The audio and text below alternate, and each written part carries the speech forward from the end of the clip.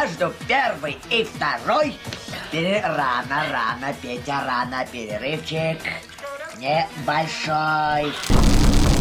После оглушительного успеха первой части «Серьезного Семена», о которой уже есть ролик на канале и его нужно смотреть, чтобы понимать всю серьезность ситуации, Каратин быстро схватила все, что можно было схватить, да-да, даже там, и побежала изготавливать продолжение бестселлера. Спустя менее чем через год, в 2002 году, мир сотрясла вторая часть «Sirius Sam The Second Encounter», или известная в славянском и около мире как «Крутой Сэм. Второе пришествие».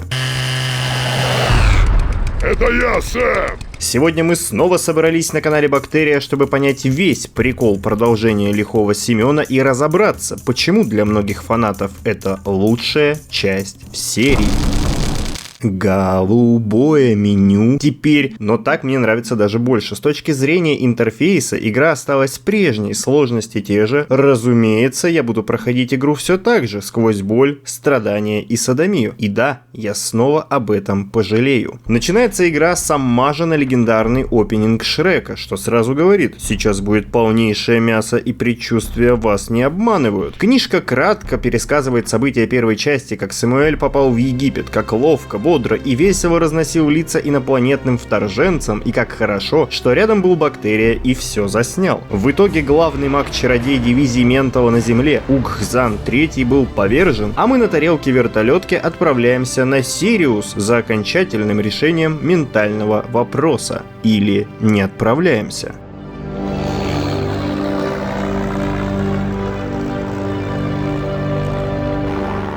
Быстрее мы их упустим! Так мы их никогда не догоним! Мощи не хватает! Надо прибавить скорости! А теперь держитесь крепче!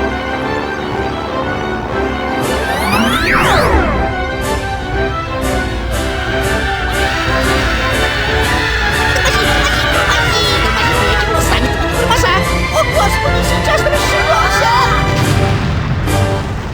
Что это было? Я падаю! Падаю! Куда? Египет! Опять в Египет! Не хочу больше в Египет! После того, как уважаемые разработчики приземлили наш летательный аппарат, мы оказываемся в Паленке, а именно в Сьерра-де-Чиапас. Это вот тут, если кто-то не знает, на территории современной Мексики. Мягко говоря, не Сириус. Как говорится, с такими союзниками и враги не нужны. И снова вместе, только я до Нетрикса, но теперь наша цель немного изменилась. Семочка, такие дела. Эта маршрутка, как ты понял, дальше не идет. Но сирианцы подстраховались и на этот счет, если пепелац вдруг откажет. У них есть еще одно устройство, чтобы попасть на Сириус, но вот только какое именно и как, пока не очень понятно. Ясно лишь одно: нам нужен Святой Грааль. Да-да, не удивляйся. Одна проблема: мы в империи Майя. Ура, подземные люди! До Грааля нам отсюда, мягко скажем, далеко. Но выход есть. Где-то у них же в Теотиуакане. есть телепорт. Телепорт куда, не очень ясно, но такие же есть в любой крутой цивилизации. Надо пешим ходом делать туда, а там на месте разберемся. После экстренного катапультирования из летательного аппарата на мышечной памяти я ныряю, что есть легких вглубь, и сразу первый секрет — ракетница. Ебать, ракеты Инферно. Это вам не орешник, конечно. Это название с заявочкой. Да, эта часть также полна секретами, как и предыдущая, что на квадратный метр старта здесь аж 3 секрета сразу. После всплытия забираю пистолет, броню и опа, Майя тоже могли сделать один телефонный звонок. Алло, девушка, дайте Лас-Вегас.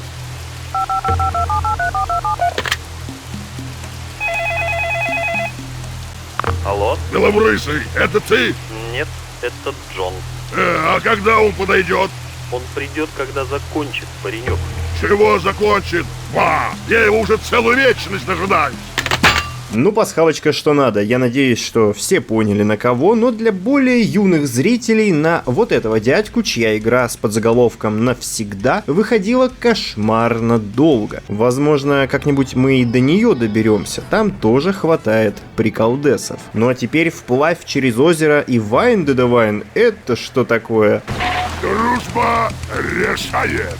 Сразу с самого начала мы видим новое оружие. Бензопилу «Дружбу», работающую на бесконечном керосине. Ставь лайк, если после получения у тебя внезапно просыпался ген канадского лесоруба, и ты просто херачил все окружающее только ей. Сейчас же мы вырезаем легчайшую нечисть на нашем пути, благо все мы уже хорошо знакомы, а тем временем в параллельном измерении Уточка, модератор этого канала, проходит этот же реверанс у себя, но на сложности турист, минимальный в этой игре. Но не спешите тыкать пальцами и хихикать за спиной. Дело лишь в том, что Таня Уточка – бывший киберспортсмен, ушедшая на отдых. Ей не нужно ничего доказывать, и она не сумасшедшая, как я. У нее происходит чистейший отдых, и иногда мы будем к ней заглядывать. Я задействовала свои ультразвуковые сенсоры и, похоже, распугала всех птиц и зверей. Ха-ха-ха. Как я и говорила, порталы закрыты, но для каждого замка есть ключ, как это к моему.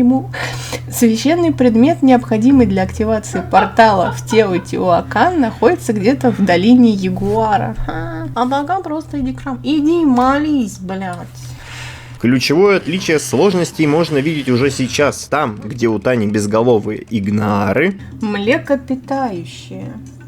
Так а если ты самка млекопитающего, где твои тиц? У меня сразу клиры, которых приходится мочить не из двухствольного, а из двуручного вооружения, что, мягко говоря, не сахар. Ах, моя дорогая. Это еще что за хрень в локализации? Опять подсунули какой-то фанатский перевод, сделанный на основе озвучки порнографии начала нулевых, сука. Вот и верь после этого руководством в Steam. К слову о нововведениях. Как мы видим, графика хоть и осталась на том же уровне, но выглядит чуть лучше, с одной стороны за счет улучшения движка, а с другой за счет удачной смены сеттинга. Согласитесь, когда у вас цветовая палитра состоит в основном из санья в глаза, сложно показать всю графику игры. В остальном же концепция осталась неизменной, отчего игра нисколько не потеряла в охуенности. Мы в этом еще неоднократно убедимся.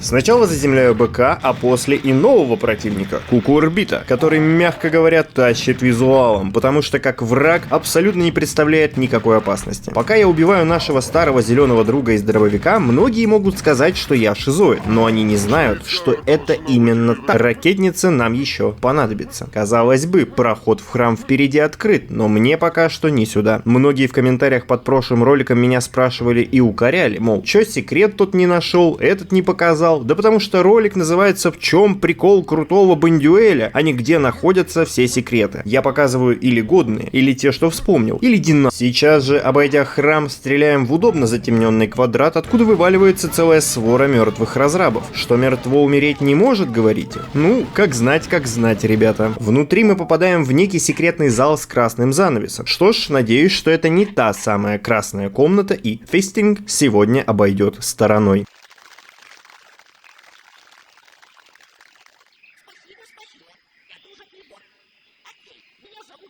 Нет, тебя зовут Осел.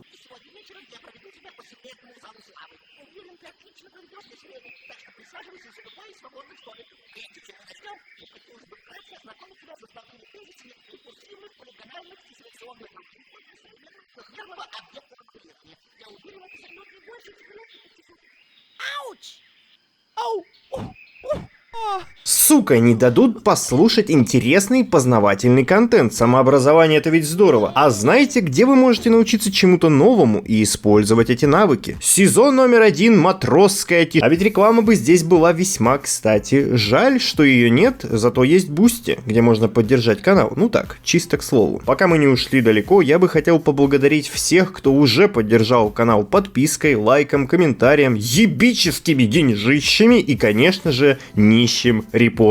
Всегда приятно, когда крупные ребята тебя замечают. Особенно, когда это происходит, как я люблю, то есть бесплатно. За занавесом нас встречают все те люди, которые сделали человеков мужского пола счастливее, а именно левел-дизайнеры и... Стоп, Чё за хуйня? Джигурда работал в Кротим? Плохому танцору бензопила мешает. Выхожу и иду по ложбинкам местного рельефа, где меня встречают уже знакомые нам по вступлению ящики. Ну и конечно же, я должен внести лепту познавательного контента из комментариев к прошлому ролику. Дело в том, что на моменте с пирамидой из ящиков я ошибся и сказал, что это разработчики на тачанке. Но это не так. Это редакторы популярного на те бородатые времена издания Old Man Murray с их логотипом на тачке из ящика.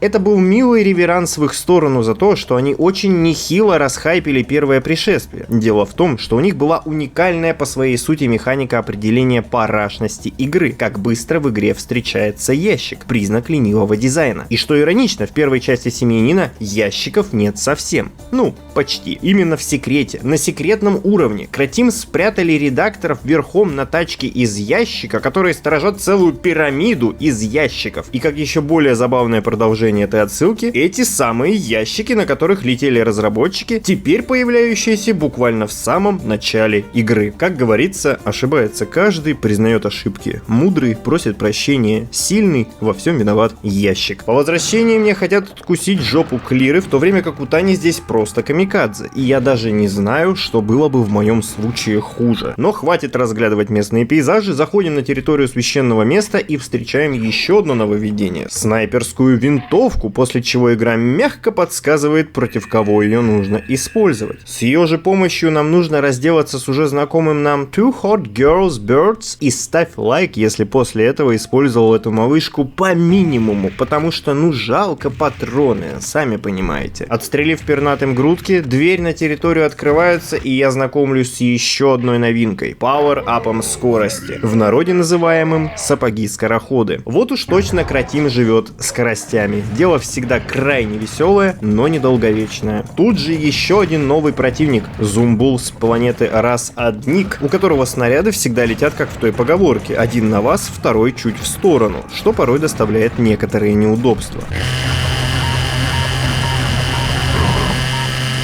Ну это классика. А вот и еще одно новое оружие. Мать его, огнемет. Вы вообще в курсе, что если в игре есть огнемет, то она автоматически становится на несколько голов выше остальных? Сами попробуйте вспомнить игры, в которых он есть, и удивитесь, как много шедевров содержит в себе такой, казалось бы, простой инструмент. Тут же он так же прекрасен, как и всегда. С ним отлично можно справляться вообще с кем угодно, и отдельные приколы еще просочатся в ролик. Но вы только посмотрите, как же он хорош. А как он хорош именно по эффектам в HD переиздании, а? У многих во рту Семёныч бывал, но таких размеров еще не видал. Я сделала сникерса. Продолжаем кайфовать с огоньком, забирать очевидно неприятные +1 к бронированию, в процессе которого нас встречает еще одна тыковка. Не понял, я ж тебя вроде только что успокоил. Все-таки перемещения во времени Семену на пользу не идут, он уже начинает думать, что все враги существуют только в одном экземпляре. А вот тут у нас еще одна любопытная секретка. У нас есть буковы, по которым нужно прыгать. С каждым прыжком потолок с шипами опускается, и важно без ошибок пропрыгать по подсвеченным буквам слова «ментал», после чего нам дадут сердечко. Ого, это так мило. А теперь представляю вашему вниманию еще одно новшество этой части — ловушки, которых в игре не сильно много и которые вообще не сложные, но разбавляют чистый геймплей из пыщ-пыщ небольшим элементом «задумайся». Далее аренка, с которой я знатно охренел. Один ствол хорошо, а два — это просто караул. Да тут другой караул. Ограбили, суки, надули. Значит, на обычном и туристе бессмертие тут лежит, а тут нахуй броня. Ну, почти одно и то же. И да, на легких сложностях здесь действительно лежит вот такой вот красивый пауэрап, который дает на некоторое время резист от любого урона, что порой бывает крайне полезно. Правда, не на легких уровнях сложности, но разрабов это совершенно не еб. Слегка кошмарю скелетонов, после чего на чистейшей памяти ваншотаю еще одного толстячка. Эй, толстый. Далее еще одна давилка из той же оперы, которая, к моему огромному удивлению, на туристе вообще ни разу не ваншот, что для меня было прям огромным открытием. А чё? А что? Нихуя ты не умерла. Кнопки тык, тык и проходим дальше, зачищать следующую партию менталовых шестерок, после чего можно полной грудью вдохнуть чистый горный воздух свободы. Внизу стоит забрать ракетницу, хотя это и не всегда легко сделать, особенно если у тебя проблемы с головой. Гранатометчик Сэм! Семочка, ничего не хочу сказать, но это уже третья ракетница в рамках первого уровня, и теперь ты, мягко говоря, уже ебаная РСЗО. Продолжаем убивать приспешников космической диктатуры, попутно разрушая часть рельефа, за которой скрывается любопытное озеро, нырнув в которое я обнаруживаю, что оно ведет нас к балкончику над тем местом, где мы зашли. Сообщающиеся сосуды знатно заглатывают на этом моменте, а мы еще раз отмечаем большую выдумку хорватских игроделов. Спускаюсь, продолжаю вырезать подразделения вооруженных сил Менталины и оказываюсь перед своим криптонитом. Вообще прыжки в играх не моя сильная сторона, но почему-то это испытание на ловкость суставов всегда было для меня непреодолимым. Особенно если его не нужно обязательно пропрыгивать. Можно просто переплыть и выбраться. К тому же в воде есть секрет, но в этот раз я все же смог сделать это с первого раза. Да, я видеоигровой эксперт. Следующий уровень начинается ровно с того же момента, где мы завершили первый, и это неспроста. В демо, которое также можно поиграть из самой игры, первый и второй уровень являются одним большим уровнем поленки. К слову, эта игра тоже должна была быть больше, как и в случаях с первым пришествием Самуэля, но к этому еще вернемся. Теперь я направляюсь уже к самой долине Ягуара, но сначала мне нужно пройти через храм Текуокатлиана. В этом храме ранее проходили испытания самые мощные бойцы майского народа, а для меня это, стало быть, будет легкая прогулка. А где рот? Казалось бы, я девочка, но я так шучу, в отличие от тебя. Впереди меня встречает еще один новый платформинг, подбрасывающий вентиляторы. Я не сохранялась! Автосохранение. Да, на крутом так не поделаешь, конечно. Здесь я знакомлюсь с последним, да-да, не удивляйтесь, новым оружием в игре. Подробно сейчас не буду, это лучше один раз увидеть. Сейчас же я двигаюсь вперед, убиваю еще немного менталоидов. Это пиздец. Уничтожаю голову, стреляющую огненными какахами, и здесь такие приколы также будут встречаться нередко. Нет, ну вы видите, какая тут красота вообще. Эта игра в комьюнити сильно популярнее, чем Первая кровь, потому что она ярче, разнообразнее, увлекательнее. Вроде бы ничего серьезно не изменилось. Все так же мы ходим и крошим противников в тако, но впечатления от этого намного более яркие. И это только сейчас, а дальше будет только веселее. Я вам отвечаю. И, наконец, еще новый прикол. Подкидывающие... Да хуй знает, что это вообще такое. Насмотрятся своих майских календарей, а потом придумают всякую хуету. Фу. Хотел красиво сделать. Сука, красивый кадр, бля. Нихуя! После всех прыжков я вот здесь прыгаю в секретку, которую очень хорошо видно по пути сюда. Забираю пульки и приземляю парочку девочек. Нет, в этот раз я хочу использовать винтовку много. Патронного голода я не ощущаю, сложности особенной пока тоже, поэтому время закрыть старые гештальты. Как говорится, человек рожден для счастья, как винтовка для прикола. Это не все.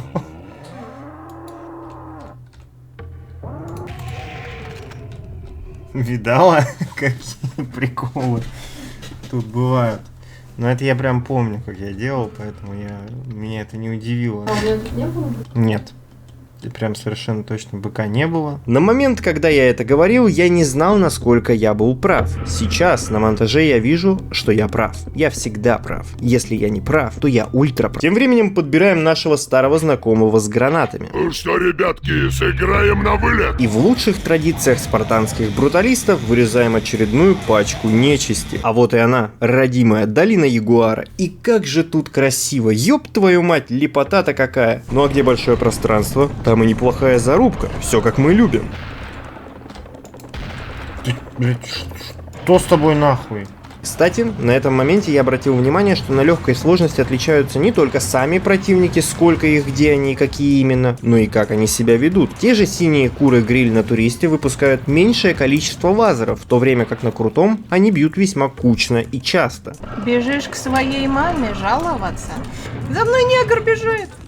Ля, черный. Как бы я хотел побывать тут в реальной жизни. Обожаю вот это все. Пирамидально красивое. Просто пиздец. Важняк следующий. В центре долины есть храм, в котором лежит искомый нами предмет, которым можно будет активировать портал ближе к Граалю. Этот самый предмет — хрустальный член. Череп, то есть, да, именно тот самый. Но чтобы нам открыть этот храм, мы должны найти 2 ягуаров и поставить их по центру. 2 пьедестала.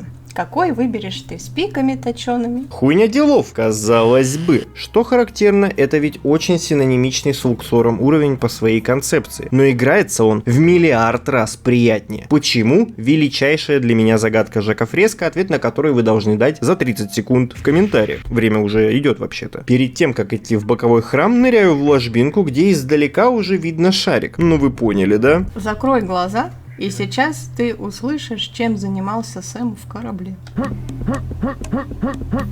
Чувствуется серьезная огневая мощь. Где? Кто-то пукнул? И обоняние его не обмануло. Совсем рядом секретное мини-оружие, которое мы по старой традиции откладываем в потайной кармашек брюк. В самом храме веселые попрыгушки с кукурбитами, еще какающая стена и снова стена тьмы с кучей хэллоуинщиков. Нихуя себе.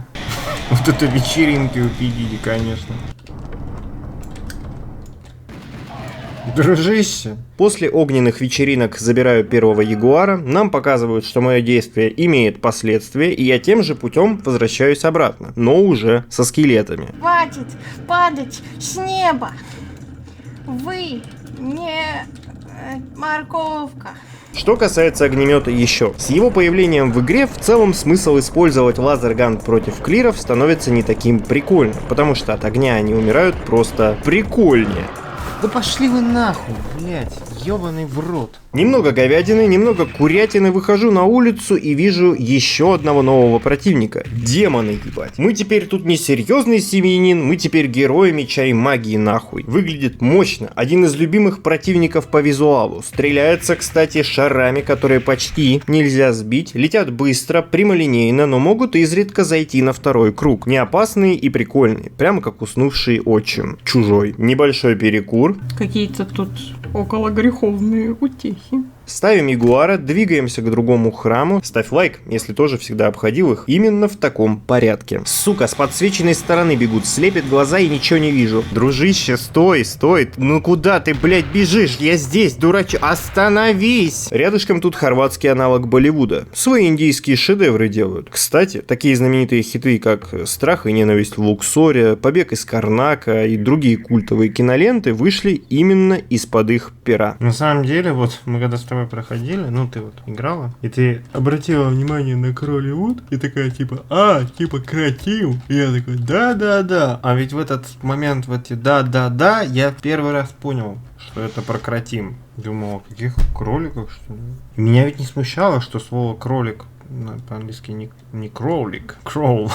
Есть в таких моментах, когда на тебя сыпятся камикадзе-лемминги, что-то успокаивающее, что-то медитативное. Блядские шипы. Очень-очень-очень неприятный отрезок, на котором все сыпятся. Все, кроме меня, ведь я прошел этот момент с первого раза. Ведь я пиздобол.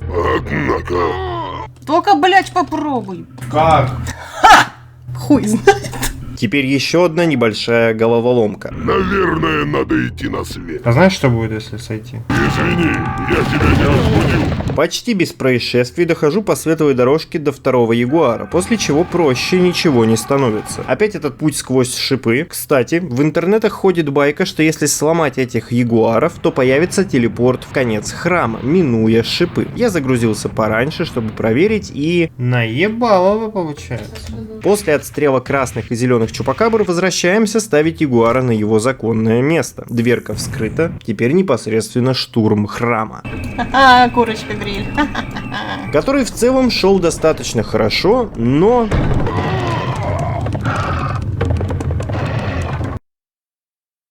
Поднимаюсь на лестницу, ох, ёб твою мать, ну нахер. Но, честно говоря, не чувствую сложности. Аккуратнее, бьешь так кого-нибудь. Лутаю почему-то секретное здоровье, из домика неподалеку забираю патроны и захожу в сам храм, где забираю хрустального Рюрика, Роджера, Йорика, во. Членик какой большой. Быть или не быть? Самый серьезный вопрос. После получения хрустальной кабины я отправляюсь в Теотиуакан. Теотиуакан, он же город богов, просторный как Москва, уютный как Самара и опасный как левый берег Воронежа. Столица цивилизации майя, охрана которого ложилась на плечи искусных воинов, которых перебили подчистую и на пришленные ублюдки. Билеты сюда и хоть к черту на рога всегда можно приобрести на Авиас. Семочка, здесь и должна быть пирамида солнца, в которой скрыт портал в другое время и пространство. Пробок не будет, но мы пешком, поэтому ориентировочно послезавтра уже будем там. Перво-наперво кушаю телом патроны. Ням-ням-ням. Моя задача, как вся катсцена, а именно сходи туда, сходи сюда, сфотографируйся с бибизяной и уходи. Все просто и понятно. Ха-ха, рот дырявый. Глянь, какой дракон. Как котопес, только драка-дракон. Но если серьезно, то наша задача найти две маски Монтесумы, древнего мэра города, которыми он судил людей. Если маска с приколами, то выдыхай. Если плаки-плаки, то считай уже надышался. Эти маски мне нужно поставить и открыть двери дальше. Монтесума, выходи строиться. Я пришел. Здесь же я встречаю еще новых противников. Зоргов-наемников и Зорга-офицера с Белмеза 4. Уверен, что второй на своей планете был тот еще модник, но в моей деревне его бы скорее всего побили, а лучше обоссали. По степени никчемности соперничают с безголовыми, причем что старший, что младший. Блять. Тут у нас секрет на ядра и пушки, как обычно, нет. А здесь маска, подобрав которую, мне в замкнутом пространстве начинают делать лютый пати-дэнсинг Mental Satisfaction. Все что ли? Не верю. Мы собираемся на карнавал. Собираем маски. А у меня маска. По старой доброй традиции, в свободное от работы и отдыха время я тыкаюсь в темные пятна, чтобы определить, насколько глубока Майева дыра. Смотри, домик в ахуе. И поиски мои увенчаны успехом, как и всегда. Ёб твою мать, еще! Ебать. Да ну нахуй. Блять, и как это проходить-то? Идиот, блять. Нет, это тоже хуёвая затея. Короче, я вам секрет показал? Показал. Все, хватит с меня этих приколов. Вон, доспехи лучше заберу. Я просто пожалел этих биомехов. Да, как говорится, не принимайте доброту за слабость, грубость за силу и лупу за пупу. О, тут все это время был Томиган. Как неожиданно и приятно. Подбавим ритму, попляшем бодрее. Отдельно, конечно, хочется отметить замечательный саундтрек что здесь, что везде в игре. Ставь класс, если в детстве тоже думал, что на этой пирамиде что-то есть и пытался забраться по полчаса. Посмотрим, скольких из нас упустили санитары. Иду искать вторую маску, попутно вырезая разнокалиберную живность, совершая сомнительные прыжковые упражнения для укрепления суставов и уворачиваясь от вездесущих шмаляющих стен, коих в игре, я бы сказал, с избытком. Ай! О, анаболик в попку уколола. Маска номер 2 залутана. Уничтожить плюющиеся головешки не представляется возможным, хоть и хочется. Все-таки деструктивное начало спрятать тяжело. Благо можно вдоволь оторваться на неместной фауне. Я сам каким-то образом упустил, в отличие от Тани, очень очевидный секрет с быком. Прямо как в том самом моем нелюбимом Луксоре, о чем, разумеется, жаль. Блять, ёбаный в рот. Маски, что называется, надеты, можно двигаться дальше, однако два брата из ларька так не считают. Зря. Кричит. А теперь угловатый коридор, где за поворотом точно кто-то есть, а значит время использовать гранатомет по прямому назначению, набрасывая за шиворот. К слову, у Тани делать это получается в миллиард раз лучше, одним словом, киберспорт.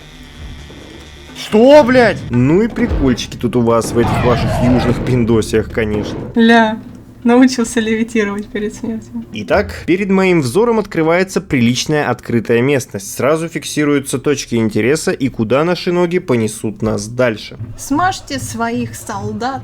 Чё же они скрипят-то? Кстати, сейчас как раз самый сезон для сбора урожая камикадзе. Они прямо сами прыгают с веток тебе на голову. Говорят, именно так и открыли закон всемирного тяготения, а историю про яблоко выдумали, чтобы как-то замаскировать разбросанные мясные ошметки великого ученого. Бодрая пизделовка под спидами в лучших традициях майских праздников — это, конечно, здорово, но самое главное — это после подбора секретных ядер беречь свою жизнь и здоровье. Отдельно я рекомендую срубать листву существу везде, где можно, и за нее очень часто можно сделать так называемый пососай. Ну а самая мякотка и вовсе спряталась в чудо-кустах, которые ведут нас на сервер Шизофрения, где на высоком уровне сложности тебе просто хочется откусить кусок своей же S, так как тут у нас представлены мини-рыбы и макси-клиры. В смысле? А почему еще одна рыба жива? Нет.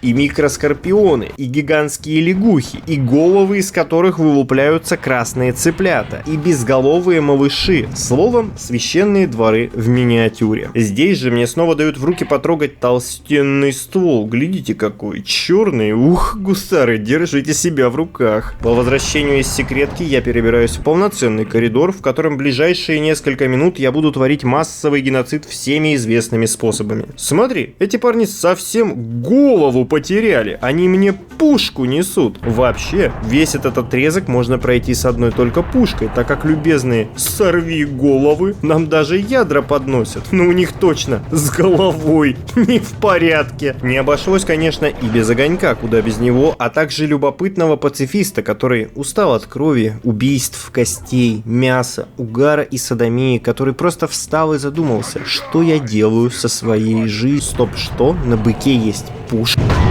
После коридора у нас вот такой отрезок с домиками и синими цыпами. Советую запомнить хотя бы схематичное расположение домов и концепцию партизанской войны из-за угла. Мы к ней еще вернемся. В одном из таких домиков снова засада, правда, которая как-то странно работает. Дружище, я здесь. Теперь моя дорога подземельями к пирамиде Луны. Через нее в будущем мы должны выйти к пирамиде Солнца, где и должен быть портал. Ровно с таким же звуком я обычно заливаю ролики, кстати. Ничего нового, снова барбекю в моих любимейших традициях. Блять, как же огнемет хорош. Я готов воевать только им. Просто имба. После прожарки мне предстоит преодолеть с первой попытки полосу препятствий с ветром и шипами, которую я с легкостью пробегаю, вырезаю еще немного живности и после этого попадаю в какой-то натуральный ад. Ну, красивый до безобразия. Стрелять по гигантским големам, пока тут кругом салют из горящих камней, это же ну эпик, разве нет? Дайте 2. Путешествуем по этой красоте на другую сторону и, что крайне важно, вот на крутом-то лава под ногами имеет явную опасность, в то время как на туристе урона нет. Вообще нет, совсем не кроссовки, а натуральные назаритовые сапоги. Ах ты падла. Он упал? Вот эта масочка, конечно, я бы такую на входную дверь бахнул, чтобы все люди знали, что со мной лучше не связываться. А теперь мой любимый момент. Как же я, сука, здесь сгорел на крутом, вы бы просто знали. Это прыгающая комната, в которой на любой другой сложности ты просто ловишь адовые кайфы. Гриль-вечеринка! На этой сложности ты же ловишь настолько же сильную жопную боль. Железный пруд раскалили комнатой ранее, а теперь загоняют по самые... Ну вы поняли. Так к тому же, когда я все же прошел его, я понял, что этот отрезок не записался. Пизда, самый лучший трай, 1 на миллион, блядь. Я проебал, потому что я дебил. А теперь все заново. Знаешь, что может быть лучше, чем пройти этот уровень один раз? Пройти его дважды, блядь. Однако на повторной попытке я потратил меньше времени, и у меня была некоторая тактика, и я ее придерживался. Поэтому в скором времени я держал над инопришленцами верх, и вдруг...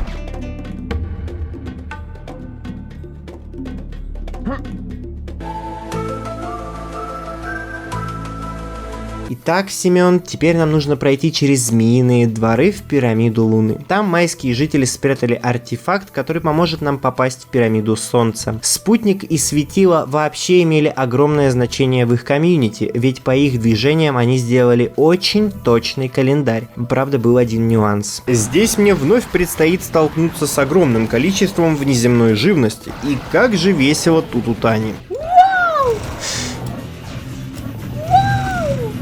Удивительно, но почему-то у нас давно не было подлых секретов от Кратим. Беру что-то и мне не дают по голове. Чудо чудесное. А нет, все в порядке.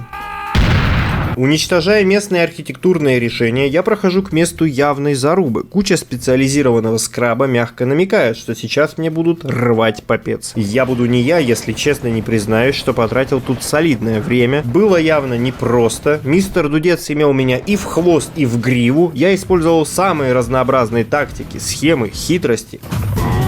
Однако это по-настоящему первое серьезное испытание в игре. Реально. И клиры, и биомехи, и еще артиллерия срет на голову. Полный фарш. Обычный день на Донбассе. Хотя, конечно же, я здраво понимаю, что часть проигрышей были явно проблемой моего умственного развития. Можете осуждать, ведь неважно, что болтают кисы за спиной у крысы. Да сука, ебаная пирамида, блядь. Что ты тут нахуй ее поставил, блядь?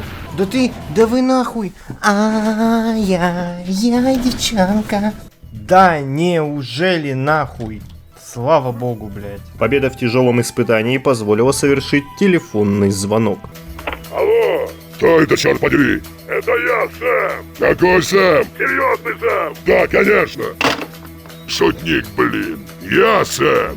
Сам позвонил, сам сбросил. Прямо по коридору меня встречает любопытная охранная система, основанная на лазерных технологиях, где при пересечении лазера включаются стена боли, прямо как в обители зла, а также стреляющие головы по бокам. Крайне эффективная штука, бьет больно, на туристе здесь бегущие быки отлетают как задумано, в то время как на крутом им еще нужно помочь ракетами. Какая-то ненадежная система. Все это дело еще приправляется гарпиями, несущими на себе камикадзе. Вот уж дроны с гранатами до того, как это стало мейнстримом. Я тебя сейчас нахуй.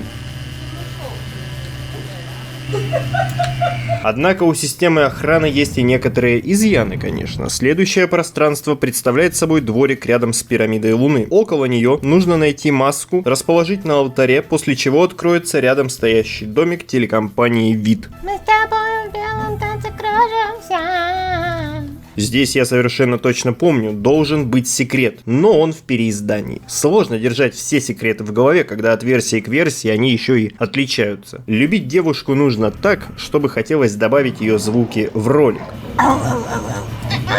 В дворике непосредственно у пирамиды я должен забрать маску. Стоп, что это за хуйня? Ладно, меня телепортировало, и я бегло беру маску с пьедестала. Причем я хочу заметить, что как-то слишком просто это вышло. Рядом с ней гуляют порталы, которые по детству нормально так кошмарили, а сейчас кажутся совсем простыми. Повзрослел, поумнел. Так, что это все-таки такое? О, блядь. Ну а теперь оббегаю пирамиду Луны и сзади нахожу любопытный рычаг. Чем больше шкаф, тем больше влезет. Возвращаюсь к постаменту, куда нужно тыкнуть маску, а у Вида уже начался конъюнктивит, аж слезы огненные херачат вон как. Ну сейчас мы тебя излечим. Насколько же на туристе тут просто похуй. В домике, к слову, оказалась только секретная броня. Не сказать, что я расстроен, но хотелось бы чего-то большего, например, Бентли или пикап с пулеметом в кузове. Как там? Косая аллея. А здесь еще небольшая аренка, на которой есть крайне любопытная секретка. Сначала мы берем маленькую таблеточку на 1 хп, после чего... Блять, вот тебе и глаза бога.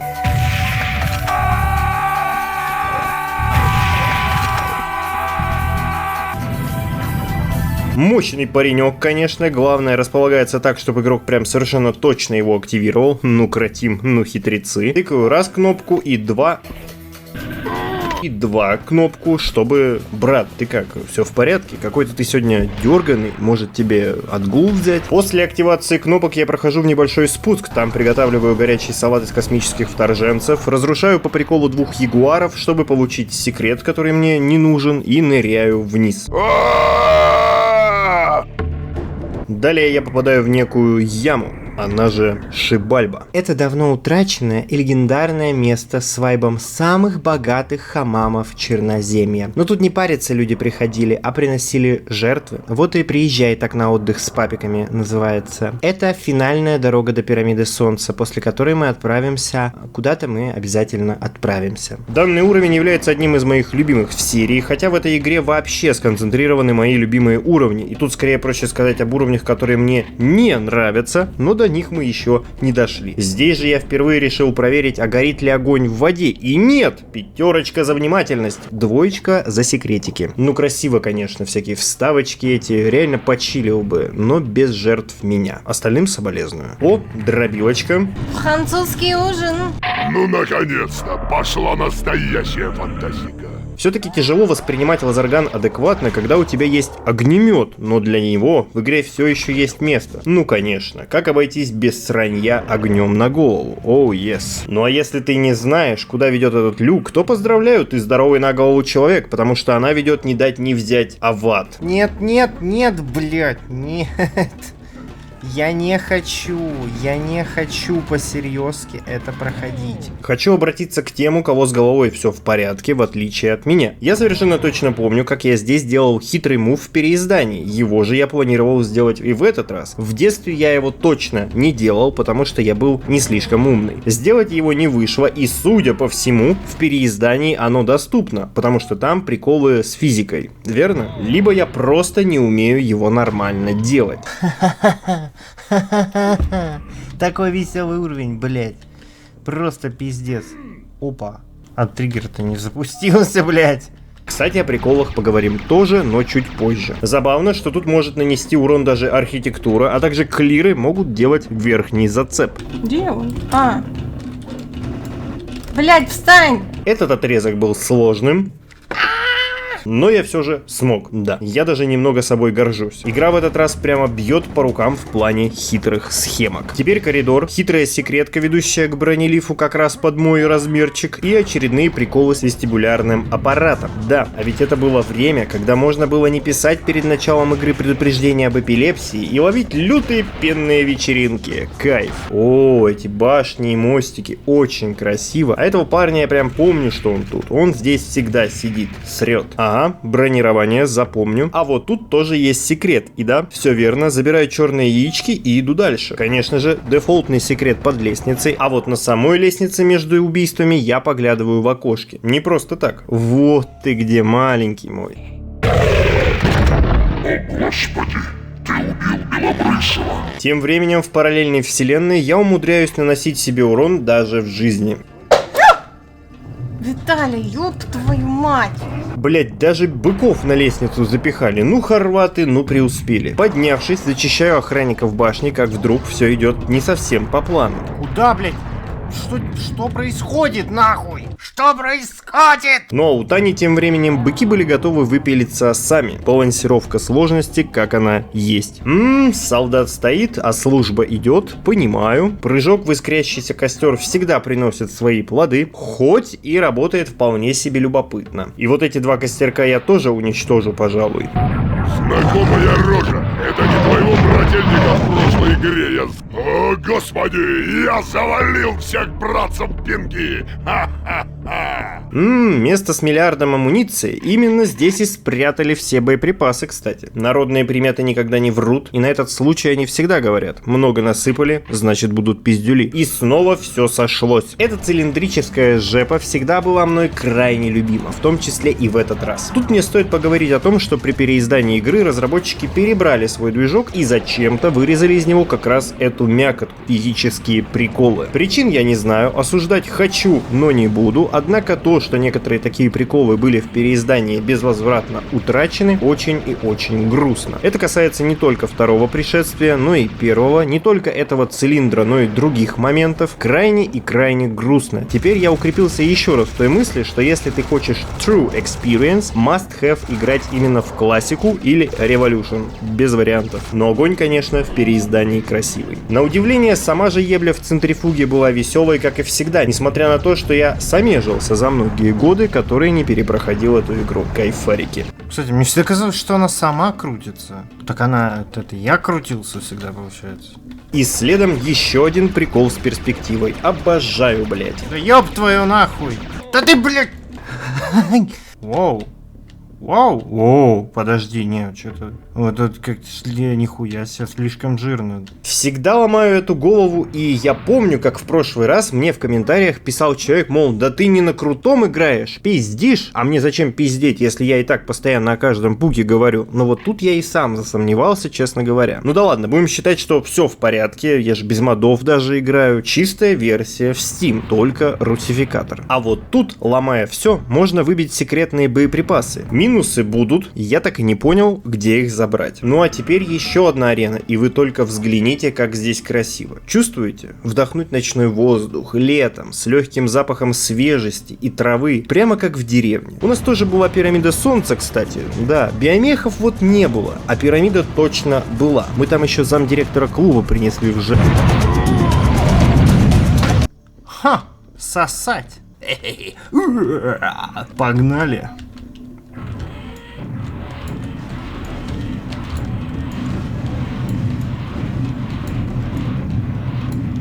Ну а теперь нас ждет самое интересное.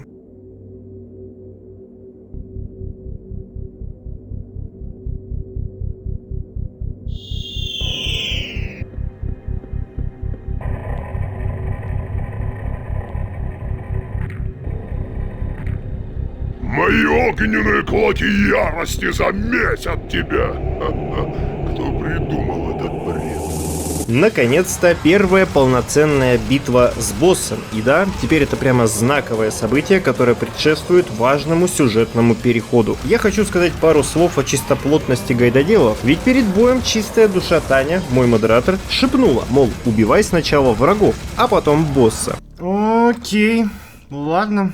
Однако смысла в этом никакого нет. Враги будут появляться бесконечно, пока жив босс, и чем меньше у него здоровья, тем опаснее враги. Я проверил, если что. Этот совет мы игнорируем.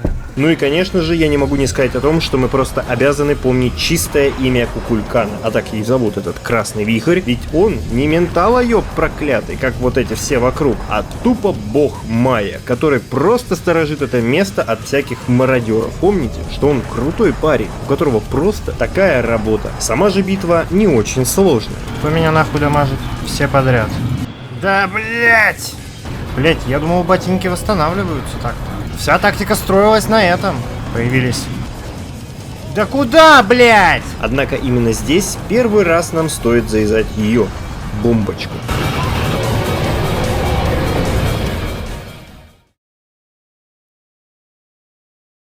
Это серьезная бомба. После нее в определенном радиусе умирают все. Враги вернутся, но пока можно просто выдохнуть и кое-что рассказать. Изначально вторая кровь не должна была стать отдельной игрой. Кратим планировали просто выпустить новые карты как дополнение, так называемый Downloadable Content или DLC к первой части. Однако бодрые товарищи из Gathering of Developers и гендиректор Роман Рибарич сказали: пилите полный проект. Че вы как эти, ё-моё. В итоге из старых загашников взяли наработки уровней, которые пришлось вырезать из первой части, оружие, в том числе уже увиденные нами снайперку и огнемет, встряхнули, переработали, и вот мы сидим балдеем. А ведь может же издатель не срать в разработку, оказывается. Как сказал сам Рибарич, второе пришествие — это вам не аддон, ни дополнение, ни сиквел, это следующий эпизод. Я еще вернусь к этой мысли, но сказать это нужно было даже пораньше. Мы победили, Кукулькан отступил, да-да, мы его фактически не убиваем, потому что он, ебать, бог, вы чё? А сами мы переносимся в... Вот и построен Зиккурат. Семочка, дорогой, мы в Вавилоне, в древних постройках не нежити, а древних людей. Ну, может, чуть-чуть нежити было, кто их знает. Сквозь открытые пространства к жельной древности нам нужно попасть в столицу Персеполис, а там уже и куда-то дальше. По дороге постарайся не принять ислам. Я обожаю древний Вавилон, реально. Но только когда речь идет об истории, вот эти все башни Вавилова, всем Хамурапи Хай остальным соболезную, вашим законам свод не нужен и так далее. Однако, что касается этого отрезка, я не знаю почему, но он мне не нравится. Какой-то он блеклый, что ли. Вроде как близкие русскому человеку рисунки на стенах, это же Гжель, но что-то не то. Вот вроде бы и когда сейчас играл, стало приятнее, но та же латышская Америка и следующий блок уровней ебут Вавилон просто в одну калитку. К слову о блоках. Как вы уже поняли, игра состоит из блоков уровней. Перед нами второй, будет еще третий. Очень крутая штука, которая сильно расширяет разнообразие относительно первой части, где все так или иначе было в теплых оттенках желтого снега. Итак, наша следующая цель — та самая Вавилонская башня. Да-да, там комрады с Сириуса запрятали свои портальные технологии. К слову о порталах. При перемещении все крупные орудия на моем теле были уничтожены. Спасибо, хоть одежду оставили. Жаль, мотоцикл не выдали, но это не проблема. Залутать снайперку можно очень быстро, а пистолет и нож в целом может поставить раком и без дополнительных вложений. Но, разумеется, нам сразу выдают приятные бонусы. Пилу, дробовик и второй кольтаж. Жизнь налаживается, а в трубе виднеется секрет на дне. Попасть на дно для меня не составляет сложной задачи. Ну или почти не составляет.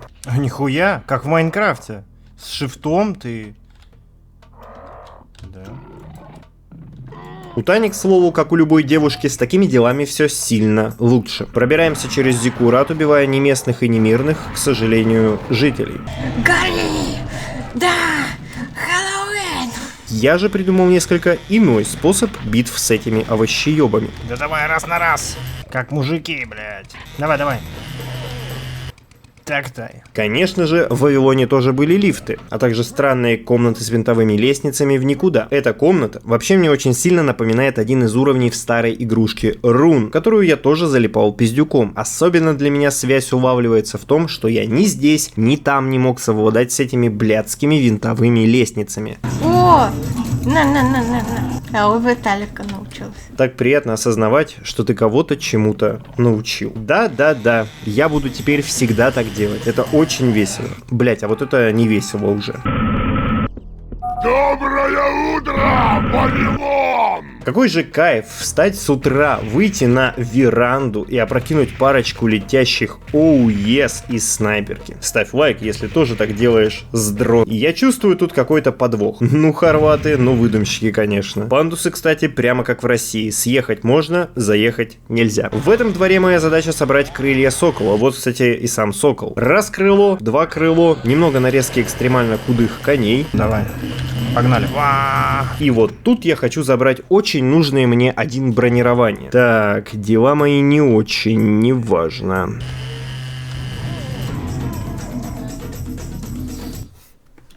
Нет, ну а вдруг? Такой способ не подойдет. Поэтому я делаю крайне странный стелс. Вы вообще задумывались о том, что в крутом сенсее есть стелс? При этом тот же самый момент у Тани выглядит даже несколько комичнее. Как же ей похуй, господи. Еще немного убийств, кнопок. Да, идет. А потом я еще раз переоткрываю для себя замечательность бензопилы. Но ненадолго. Нет, ну это пиздец какой-то, это же имба. Тут пришлось грузиться несколько раз. Очень хотелось с помощью секретки раскачать свое здоровье. Я люблю цифру 200, а вот на 100 больше уже не очень. Хотя такое тоже встречается. Ну, я, конечно, на монтаже скажу, что я типа пилу их, но... Смотрите, а тут вот шарик такой. Что же он делает? Не, ну вот теперь и так, и эдак.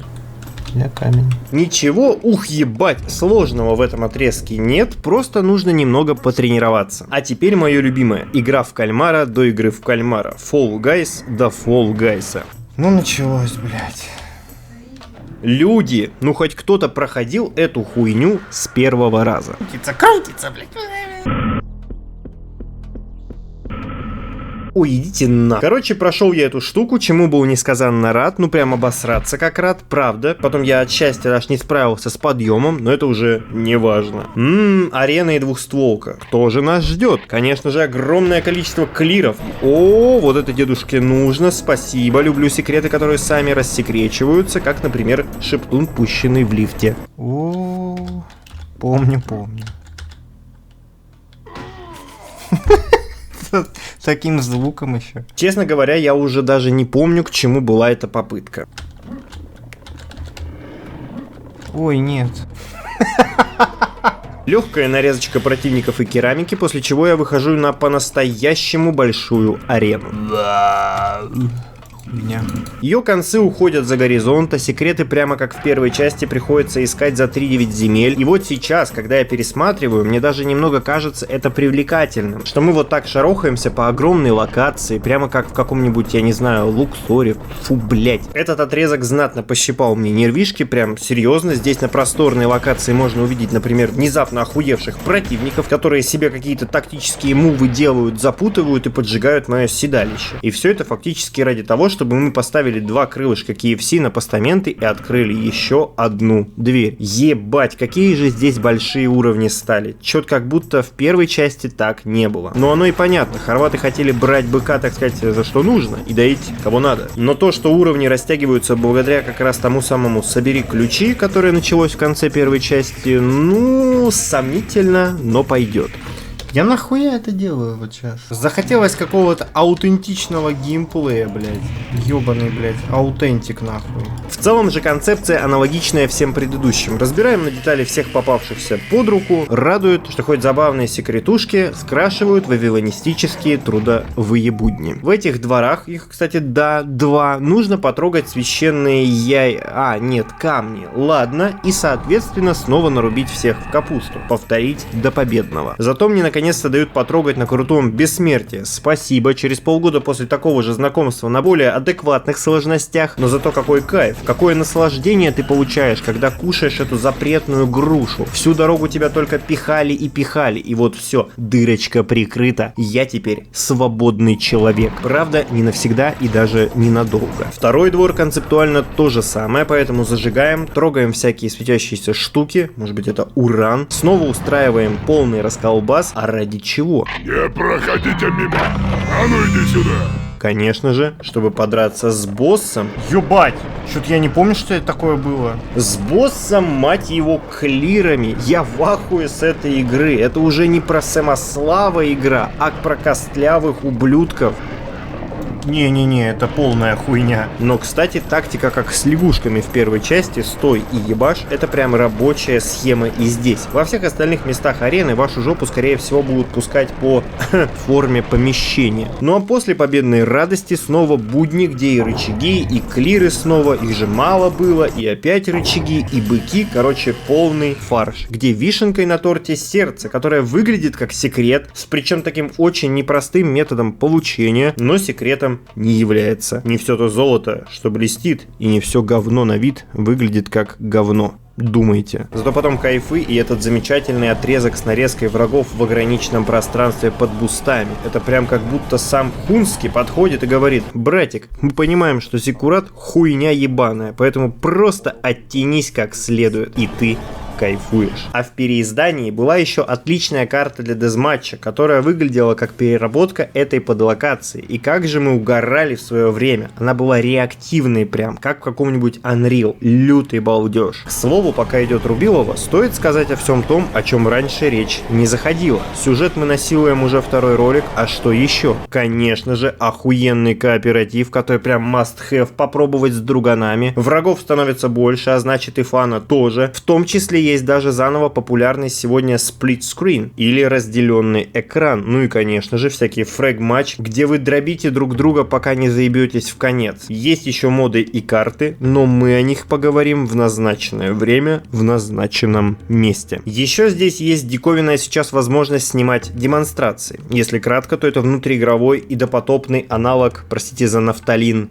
Fraps. Но только записывается не просто картинка, а весь игровой процесс прямо на движке. Революция была пиздец, правда случилась она еще в Doom, благодаря чему сильно забустился спидран как культурный феномен. Вещь крутая, особенно во времена 3GP. Отпишитесь, кто реально ей пользовался, потому что я не записывал ничего, у меня тогда не было ни канала, ни друзей. Для онлайн-выебонов, кстати, тоже уже была возможность, правда только из предложенного списка, никакого доната за разноцветные трусы. Ну а пока я рассказывал вам это все, Зиккурат кончился и начался Атриум слонов. И так, блять, блядь, где патроны? Где все нажитое, так сказать? А это я молодец. У меня некоторые футажи были доблестно проебаны, из-за чего мне пришлось этот уровень отдельно перепроходить, что с учетом моей безмерной любви к Вавилону было крайне неприятно. Быстренько по помытому, а то тетя Галя в гневе страшнее всяких там скелетонов, вырезаю немного ментосных слуг, после чего оп, и прыгаю до любви моего здоровья. Давай. Нет. Ну вот, ну нравится мне так. Ну так вот, ну хочу я вот так делать. То ты... Все-таки я никогда не перестану удивляться, как сильно начинает кошмарить игра на крутом, что даже от лягушек готов буквально убежать. Как говорится, быстрые ноги и быстрые руки пизды не получат. И вот... свежий воздух. Мне казалось, тут должна быть кат-сцена. Алды, нужна ваша экспертная поддержка в комментариях. Единороги? Это что? Лежит заманчик, как кстати. О, полетели курочки. Ну, все как надо. Пушечка в секретике очень мило. Сука, я сюда-то пришел с секретной пушкой с прошлого уровня. У меня был полный запас. Ебать. Хоть, блядь, полностью перепроходи. Ебать, сейчас будет месиво, блядь. У меня нету, ну, типа, такого запаса вооружения, какой у меня был в тот раз. Так что сейчас я буду, ну, как бы так сказать, помягче, сосать. Сосать. Ебать, что-то я даже как-то как будто лучше иду, чем в тот раз. Зачистка всего вот этого вот дает вполне себе весомые плоды, за что большой рахмет. Даже дали дернуть ручку, а там... Я заберу, можно я возьму? Это мне, да? Спасибо. Приватизируем сапоги Беготопы и даже не получаем пизды на обратном пути. Хорватия – щедрая душа. Теперь будете плясать вот под эту дудку. Если вас назвали Саша, хуй сосать работа ваша. А вот к этому трехочковому я готовился всю жизнь. Опа!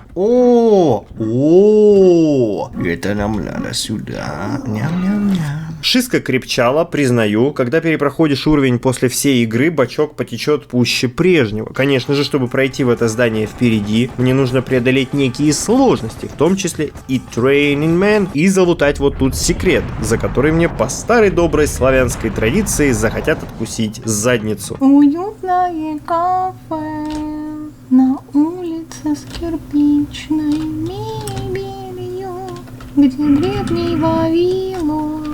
Данное здание не что иное, как банька-парилка. Если в вашей сауне не стоит такая пипка, то задумайтесь, стоит ли в нее вообще ходить. Кстати, здесь на любой сложности есть эта броня в 5 единиц. Самый редкий, пожалуй, комплект брони в игре. И кажется, что он вообще есть только здесь. Первый раз вижу шлем.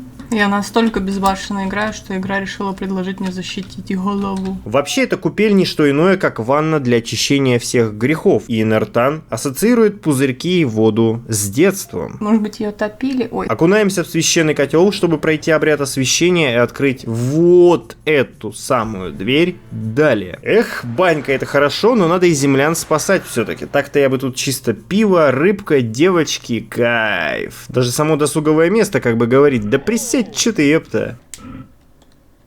Что?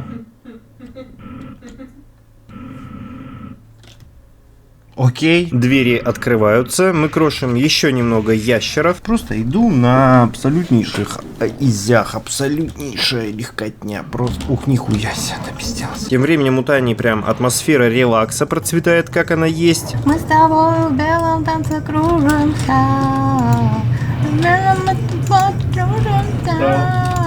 С ноги залетаю в открывшуюся дверь, к слову, Таня залетела почти так же. Ты чё, охуел? Да я тебе, я твою маму ебала. Добавляю немного огонька в жизнь оккупантов. Разумеется, нужно все это дело спилить, потому что я так хочу. Ну и еще Таня надо мной посмеялась, мол, спили, секрет будет, а я повелся как дешевка. Красиво, как на Пасха. Следующая наша цель, как говорится, на экране. Нужно дернуть слона, а чтобы его дернуть, надо передернуть. Понял. Радует, что некоторые секреты все еще застают меня врасплох, даже с учетом, что я их уже подбирал. Памяти, как у рыбки. Отдохни, Vegetable, а я пока еще немного покрошу единицы вражеской живой силы, раскачаю здоровье, а в следующем дворе натурально немного отъеду по кукухе.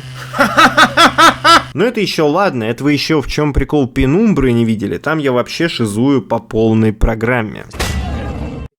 Ловлю на приманку. Этот спрыг выглядит как очень нехилый срез, и что характерно, он им и является.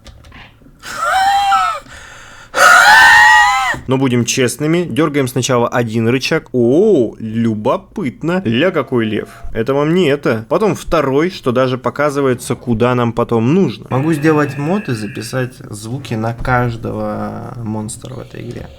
Вот, например, вот эту хуйню. Ой, кто-то варенье разлил. Аккуратнее надо. Опа. А вот и маленькие оружия. Ну, наконец-то. Сюда идите, поиграем. И что характерно, действительно играем в курочку-гриль. Любил их уничтожать? А, деревья? А я думала, ты про женщину. Ребят, я здесь. Забираю слоника легальными методами, и помните, я говорил вам в прошлой игре, что на крутом игра приобретает тактический окрас. Вот на примере этих зеленых друзей это очень хорошо видно. Мне стоило перед проходом вырубить местную растительность к ебени матери, потому что теперь мне приходится ориентироваться только на запах говна, не более. Итак, я такой должен подойти такой. Блин, как бы там забрать? Алло, салют, алло, да. Угу. Звонит. Кто звонит? Звонят. Папец, блин, звонок. Алло. Алло, кто это, черт подери? Это я, Сэм. Какой Сэм? Серьезный Сэм? Да, конечно. Теперь понял. Сэм. Все-таки эти будки это какой-то отдельный English British Humor кайф. Я, блять, обожаю огнемет. Вы поняли? Я просто готов сжечь тут все, ведь только пепел не предаст. Всегда оставит след и не соврет. Сжечь все. О, я бегаю от черных. А знаешь, на что это похоже? Ну вот, короче, бегают злые, костлявые персонажи, да, какие-то прям сильно изнеможенные, а потом их жгут. Это же концлагерь. Канал Бактерия не разделяет и осуждает действия и слова своего модератора. Данный фрагмент используется исключительно в юмористических целях. Хабарчик я забираю, теперь это принадлежит партии любителей пива. Сладенькая броня, которая мне не нужна на совершенно неприметной плитке. Разумеется, я зайду, по крайней мере, чтобы получить броню, теперь она мне пригодится.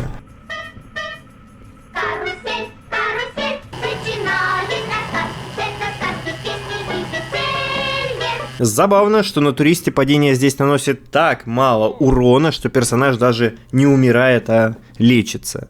У меня здоровье лечится. Я не умру, чмом. Ну, правда, похоже на мякоть арбуза. Нет. Нет? Нет. Похоже все.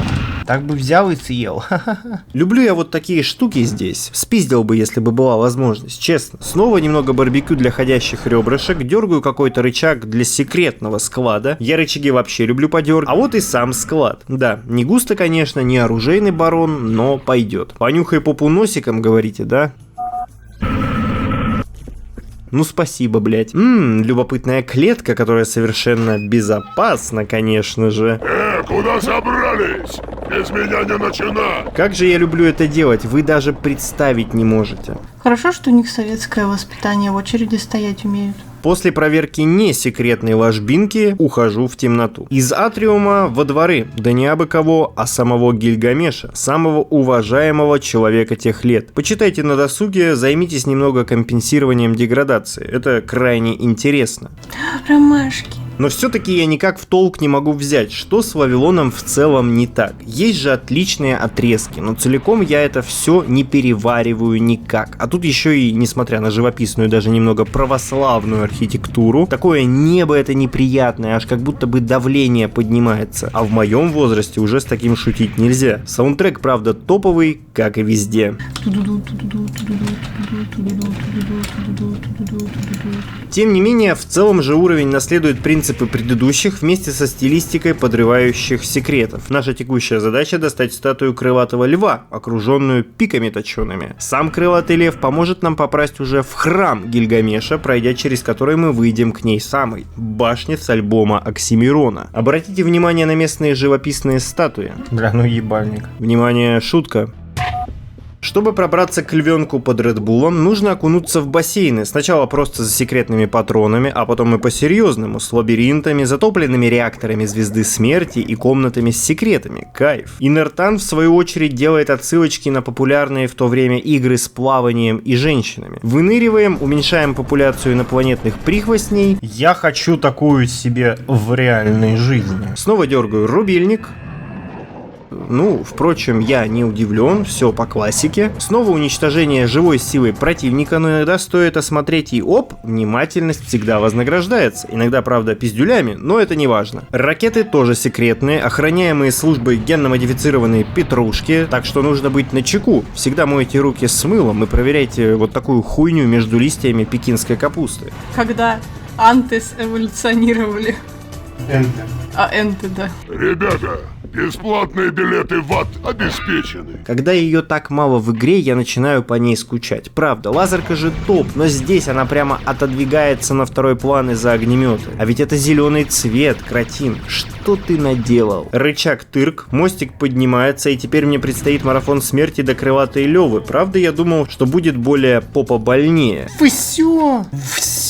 Блядь, ну это даже как-то обидно. Там такие ништяки лежат, а я их даже не беру. Ну нихера, так дело не пойдет. Как-нибудь да я должен использовать эти ништяки. Меня просто жаба сожрет их на крутом выбрасывать. Я что, дурачок? Крылатый лев отправляется в фонд по защите животных с особенностями, а мне открывается храм Гильгамеша. В Вавилоне использовали храм как место кары для неверных, а также как колодец желаний. Так что в глубинах я смогу найти золото и налутать кости. Удобно. О, гранатомет. Сразу использую его по назначению, так как тоже уже немного заскучал. Ну и как же обойтись без свежего ломтика арбузной мякоти? Кайф. О, секретное здоровье. Это так мило. Спасибо большое товарищам из Хорватии за... ясно, понятно. Сейчас у меня его быстро отнимут. Охуенное здоровье взял. Спасибо. Нахуй, блядь. Ну, сука, сейчас я вам устрою лихой семейник Doom Edition, как иногда прям хочется не нажимать кнопку назад, просто нестись вперед как черт, а не на своей сложности. Именно этим и занимается, то есть получает удовольствие, в то время как я повторно понимаю, почему на высоких сложностях играют специфические люди. А еще мне нравится, как она обнаруживает вещи, которые я в упор раньше не видел. Так смотрит на меня. Ох. Да, ковер закрыли. Какой любопытный коридор, не правда ли? В текущей ситуации хочется высказать огромную благодарность человеку, написавшему в комментариях под прошлым роликом о том, что гранатомет всегда имеет одинаковый урон и самый высокий урон в минуту. В такие моменты я понимаю, зачем он нужен на самом деле. Нихуя. Щедро. Что-то мне подсказывает, что неспроста эта щедрость тут разбросана. Люблю такие ловушки, уж очень они простые. Хоба!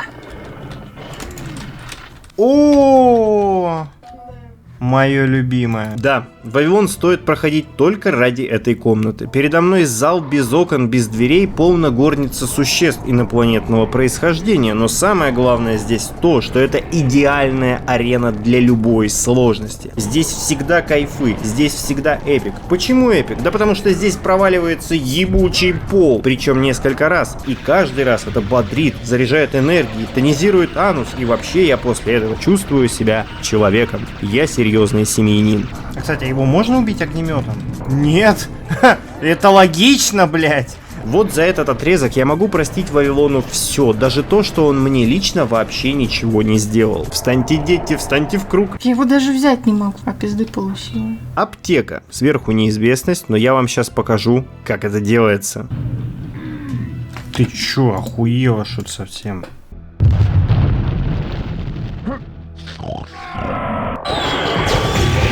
Да, я знаю, профессионализм всегда впечатляет. Я дам вам небольшое время, чтобы вы пришли в себя от увиденного. А вообще, арена очень крутая. Особенно эта дырка посередине. Особенно, когда оттуда кто-нибудь возвращается. О, нихуя!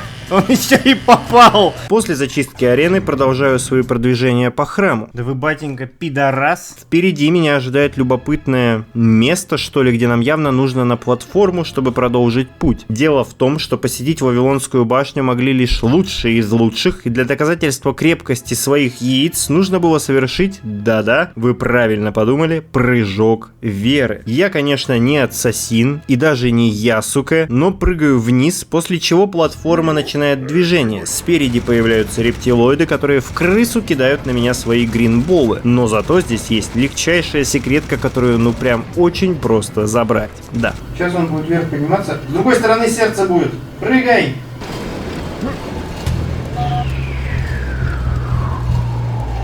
Ну, можно попробовать прыгнуть, конечно. Советчик из вас так себе, конечно.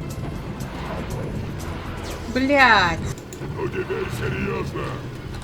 Пиздец. Я вообще тоже умею в крысу убивать, так что сложностей нет и быть не может. Поднявшись, устраиваю очередное, я бы уже сказал, традиционное фламен-шоу и косплею ПВО. О, как будто поцелуй. Все-таки технологически игра могла удивить. Даже очень. О, нихуя.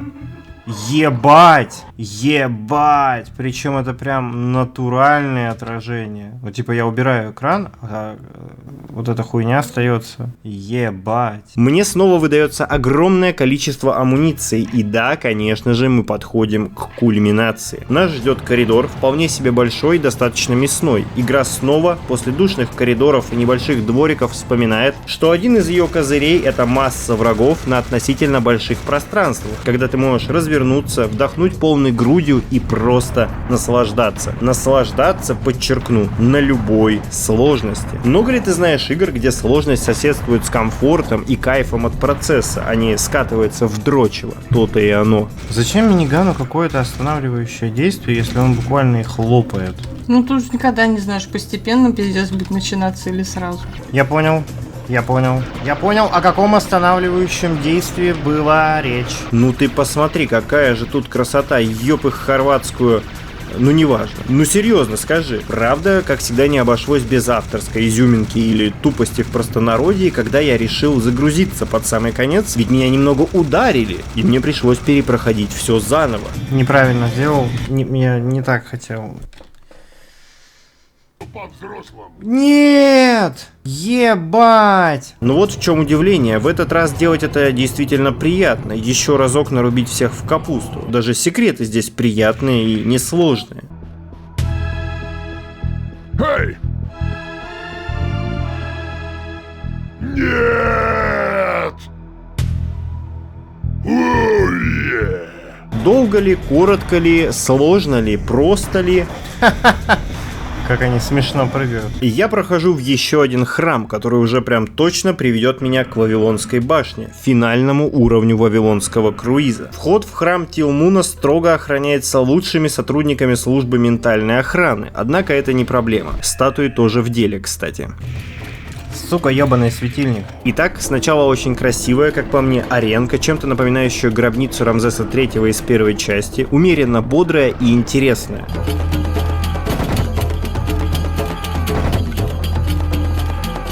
Какая тупая. Нихуя себе поворот. Забираю статую Тилмуна, которая откроет нам путь дальше, но перед уходом я заберу вот тут ядра. Зачем? Просто надо. Ой, блядь, я и забыл, что это дресня. Следующий зал космический, сплошной геометрический прикол, в котором нет чего-то ультимативно интересного, кроме очень хитрого секрета, который при неаккуратных движениях телепортирует меня назад. Ты что творишь?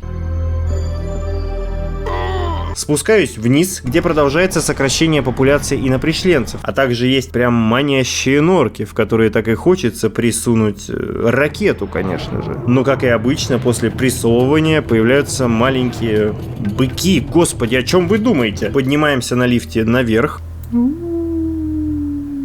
Обнаруживаем удивительно, но безопасную дорожку из одних ХП. Хорваты явно просто забыли разместить здесь 300 скелетонов. Думаю, на каком щитке мне разорвут ебальник. Минутка профессионального гейминга. После спуска встаем под правый выступ, убиваем летающих циклопов, разворачиваемся, убиваем демоническое отродье, прыгаем на секрет, выпрыгиваем из секрета и даем 3-очковый. Только истинные эксперты видеогейминга смогут повторить это, так что можете даже не пытаться. Кости летят красиво, конечно. Люблю костную муку нюхать. Следующий зал теперь уже богов. Представляет собой темную комнату с временным включением света, что само по себе отдельный прикол. Чего ждем, уважаемый? Как же я здесь застрял относительно других арен. Небольшая арена, выключающийся свет, множество противников. Если вы любите долбиться в темноте, то я нашел вам отличную альтернативу гомосексуализму. Да, весело тут у вас, конечно. Итак, наконец-то мы выходим во двор к ней самой, Вавилонской башне. Жаль, что посмотреть сейчас вживую ее не получится, да и интеграции с популярным сервисом авиабилетов снова не будет, хотя она могла бы здесь быть. И после легкой... Да ты ёбаный в рот. Я бы даже сказал, легчайший. Привет, как дела, пацаны? Нарезки охраны я обращаю внимание на вот этот светящийся монумент. И не зря. Здесь располагается одна из самых миметичных секреток за всю игру. Вы ее уже видели в начале ролика. Здесь, на съемочной площадке первой части, можно убивать врагов и даже себя. Делать этого, конечно же, не стоит. Быть может, все это лишь компьютерная симуляция, а сам я нахожусь внутри ролика непопулярного блогера. Да ну не, хуйня какая-то. Итак, чтобы попасть внутрь пирамиды ступенчатого типа, нам нужно собрать 3 таблички знаний, которые располагаются в залах по бокам пирамиды. Ух ты, какая магнитик на холодильник. Сказать легко, сделать не совсем. Особенно если собирать каждую маленькую таблетку и получать за это по голове. Концептуально все достаточно просто. Я захожу, убиваю паразитов, забираю табличку, дерусь снова, повторить до успешного возвращения по кругу. Концептуально, по факту, даже иногда пробраться к самой табличке получается не очень просто. Я бы даже сказал... Жесточайше. На вечном огне, блядь, не курить. Спасибо, пацаны. Нихуя себе! Ха-ха-ха! Что сейчас? Однако все 3 таблички оказываются у меня в руках. На этой же аренке с 3-й табличкой есть секретное бессмертие. И я, как очевиднейший еврееподобный блогер, не могу позволить себе роскошь оставить ее здесь, о чем я отдельно еще пожалею. Поэтому я забираю ее себе, бегу в следующую комнату, где устраиваю безнаказанность, как она есть. Давай, наебало, давай! На, нахуй! Правда заключалась в том, что в следующем дворе меня все равно с хлебом-солью не ждали. Ебать, нихуя себе, здравствуйте, привет. Скорпионы в критическом количестве, как и ранее, доставляют огромный дискомфорт в области жепы. О, таблетка, заебись, давай. В этой части обычных лягушек маловато, честно говоря, но вот микроскопических лягушек еще не было, это что-то новенькое. Да вы нахуй ебанулись, блядь. Вы ебанутые, а не чё тот факт, что... Огонь, как и всегда, исправит все. Будь то скелеты, мелкие лягушки, сумасшедшие друзья, огонь исправит все. Люди кричат, нужно им помочь. Я иду. Поиграй с моё, как говорится, тоже ёбнешься. Что ж, я снова перед входом в Вавилонскую башню. Все таблички на руках, нет никаких причин задерживаться и оставаться на улице. Нет. Есть такой секрет, о котором я узнал буквально только во время этого прохождения, и который меня, мягко скажем, удивил. Как вы думаете, что нужно сделать, чтобы его получить? Простоять на улице час в реальной жизни, оседлать быка и улететь на нем на Марс, пройти уровень только с одним ножом или пройти весь тот путь, который мы только что прошли, еще раз?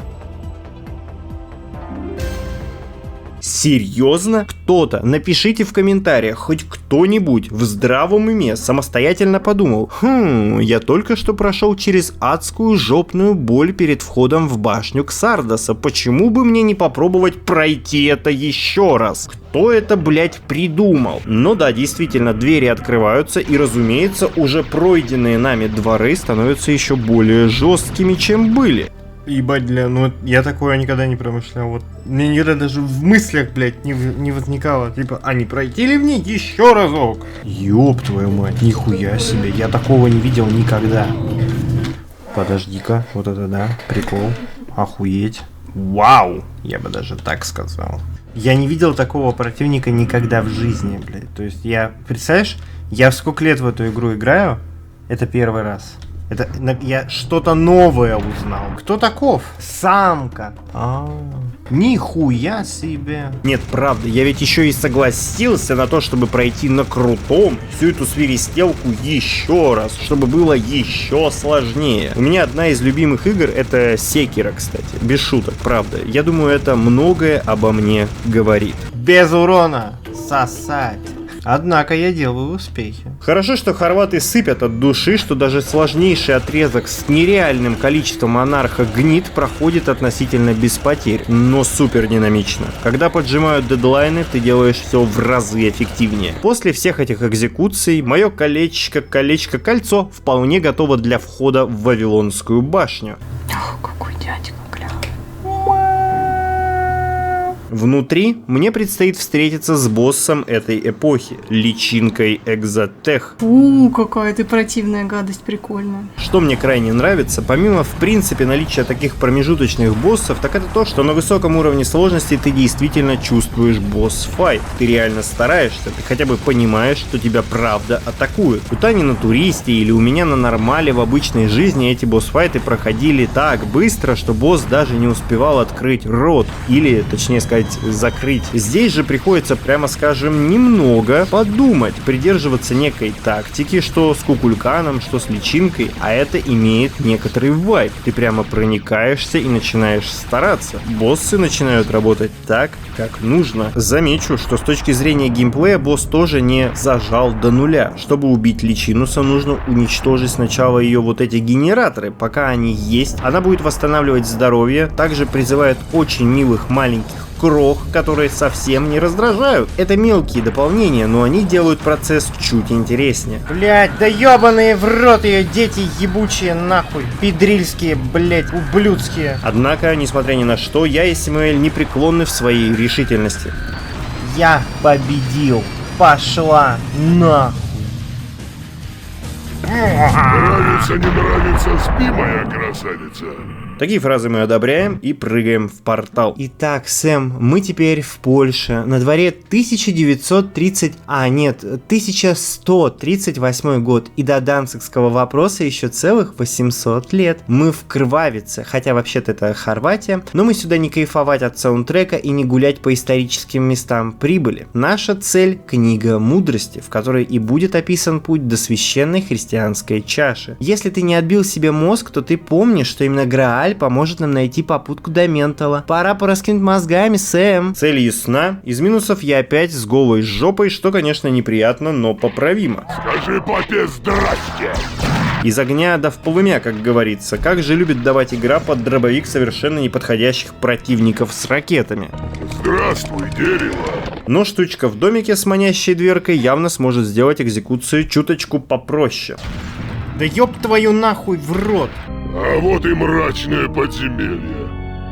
Отсылка на Quake, это мы одобряем. Кстати, я в прошлом ролике немножко быканул на Doom и рад, что меня смотрят адекватные и разумные в том числе, и понимают, что Doom обидеть невозможно, он сам кого хочешь обидит. Вот, теперь я вижу, что это настоящее готическое здание, различные мельничные убиваторы в ассортименте. Здесь же пытаются напасть лягушки, которые погибают при знакомстве с чудом пшепшечного гения. Хорошо, что для меня все это совершенно безопасно.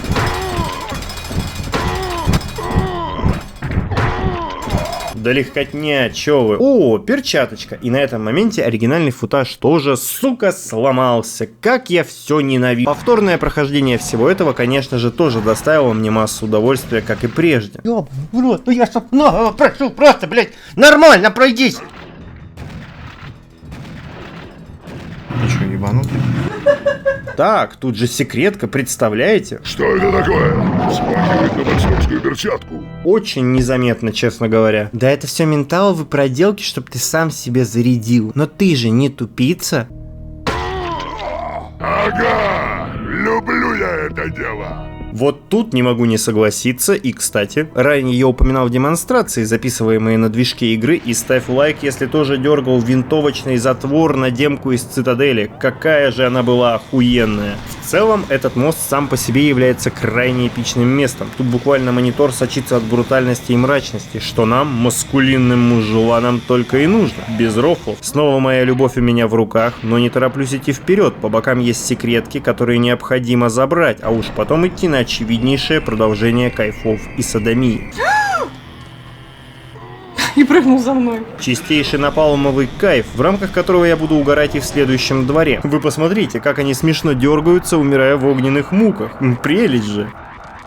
Эй, пушка, я здесь. По следу из хлебных хпшек прохожу на кладбище, где мне нужно забрать некое, блять, тварь какая, некий золотой крест, чтобы пройти дальше. Тут же лежит серьезный урон, который тут явно не для красоты оставили. Разумеется, туманное и мрачное место лучшая локация, чтобы сжечь пару дюжин тощих доходяг. Здесь же можно разграбить захоронение разработчиков. Сколько же раз они уже умерли, боже. Что характерно, на надгробиях надпись TFE, TSE 2001-2002, с чем в целом может даже согласиться часть фанатов, несмотря на выходы продолжений, иногда спорных, а иногда даже слишком спорных. Отдельно мне интересно, что за доска для серфинга на могиле у одного из создателей. Я вас знаю, вы потрясающе рассказываете увлекательные вещи в комментариях, я не могу отказать вам в возможности об этом написать, о себе прочитать. После повторного упокоения бедных родственников все так и кричит, что сейчас будет аренка и разрабы не падают в грязь лицом. Мне нравится эта предсказуемость. Здесь она не утомляет, а наоборот, ты хочешь драки. Хорватские мясники подкидывают тебе ее. В плане динамики игра сбалансирована просто прекрасно. Извините, а можно мне ракетницу? Дальше я хотел, чтобы вы обратили внимание на домики снова, если вы помните о моей просьбе еще в начале. Но сейчас на монтаже я понимаю, что я ебаный шизоид, и я был уверен, что дома тут стоят плюс-минус одинаково. Но нет, это просто похожие концепции. Вроде бы обосрались и самоповторяются в рамках одной же небольшой игры, а вроде бы и все в порядке. Давайте сделаем вид, что все в порядке. Забираю с собой пусковую установку, чтобы поляки так и не смогли стронг в космос. В очередной раз проверяю рандомный камень, потому что я всегда думаю, что в нем секрет, хотя это не так. Ну, он очень подозрительно выглядит, я соглашусь. Прохожу дальше и... Что? Активированы потусторонние силы тьмы? Кого? Темно, как у негров. Сторожи моей задницы так и ждут, когда я ошибусь, но кто не ошибается, тот не ошибается, как известно, поэтому этих кемперов я уничтожаю. Сама эта аренка в первом футаже мне давала таких углей, что my ass горела как очаг. Пидорас, он просто, блять, вертится нахуй на месте, блять.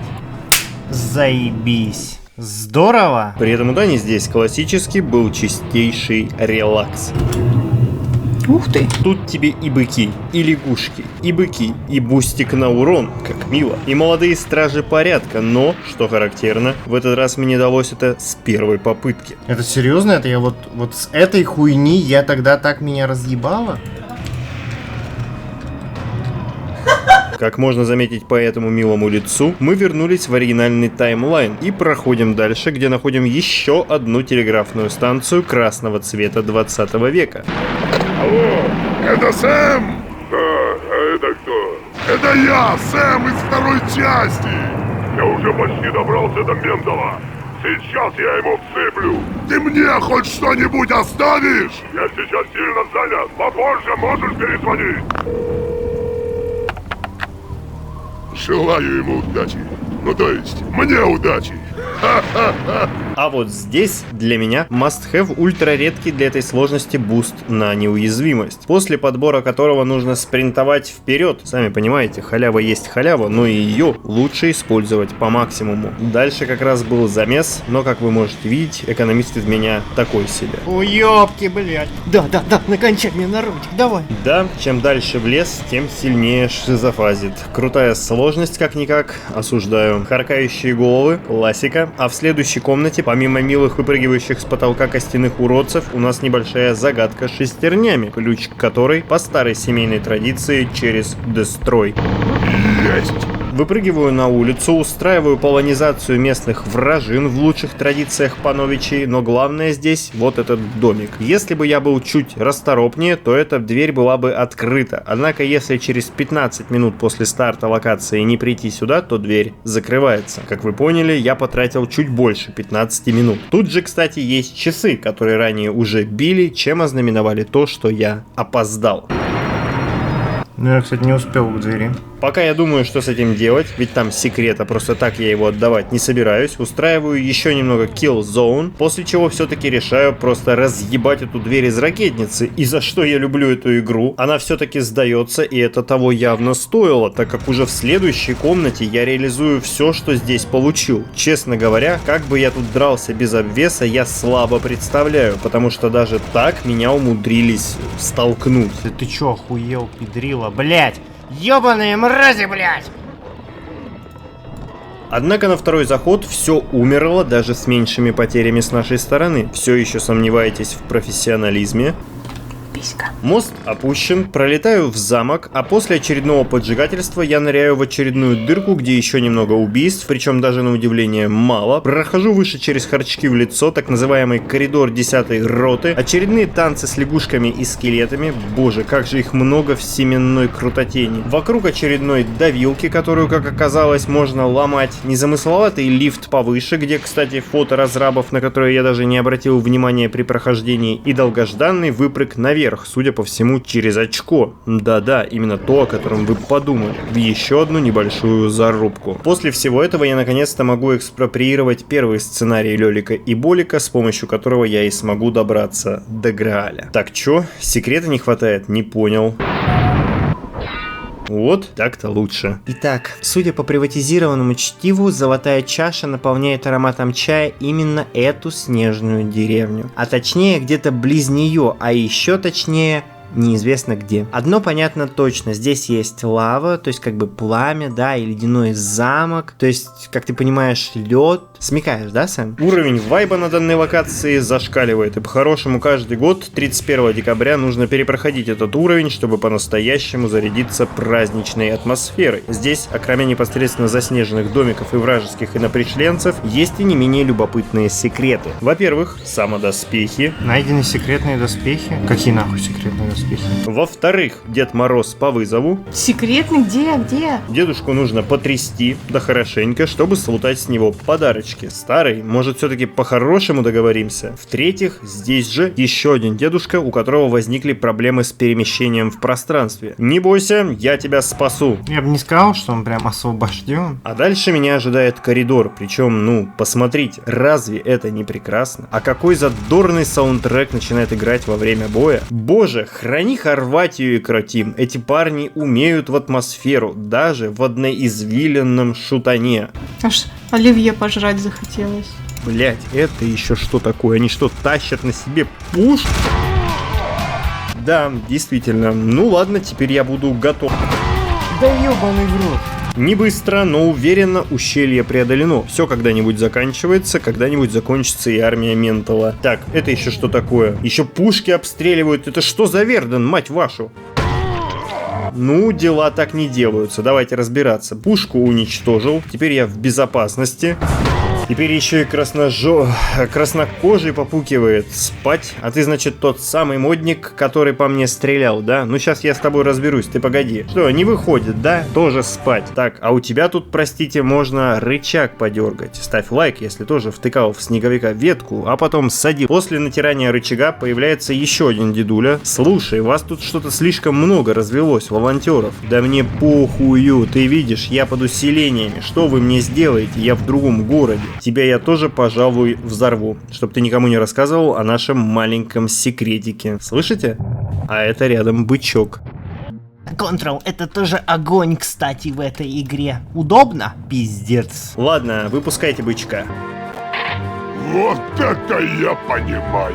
Все-таки у меня есть мысли, что перемещение во времени и пространстве Сэму лучше с головой не делают. Он уже этот миниган за все путешествия раз 10-й подбирает, и каждый раз как в первый. Радоваться нужно мелочам и каждый дар судьбы встречать как в первый раз. Пол Пот. Ну а теперь старая добрая русская забава. Матрешка from Snake Siberia.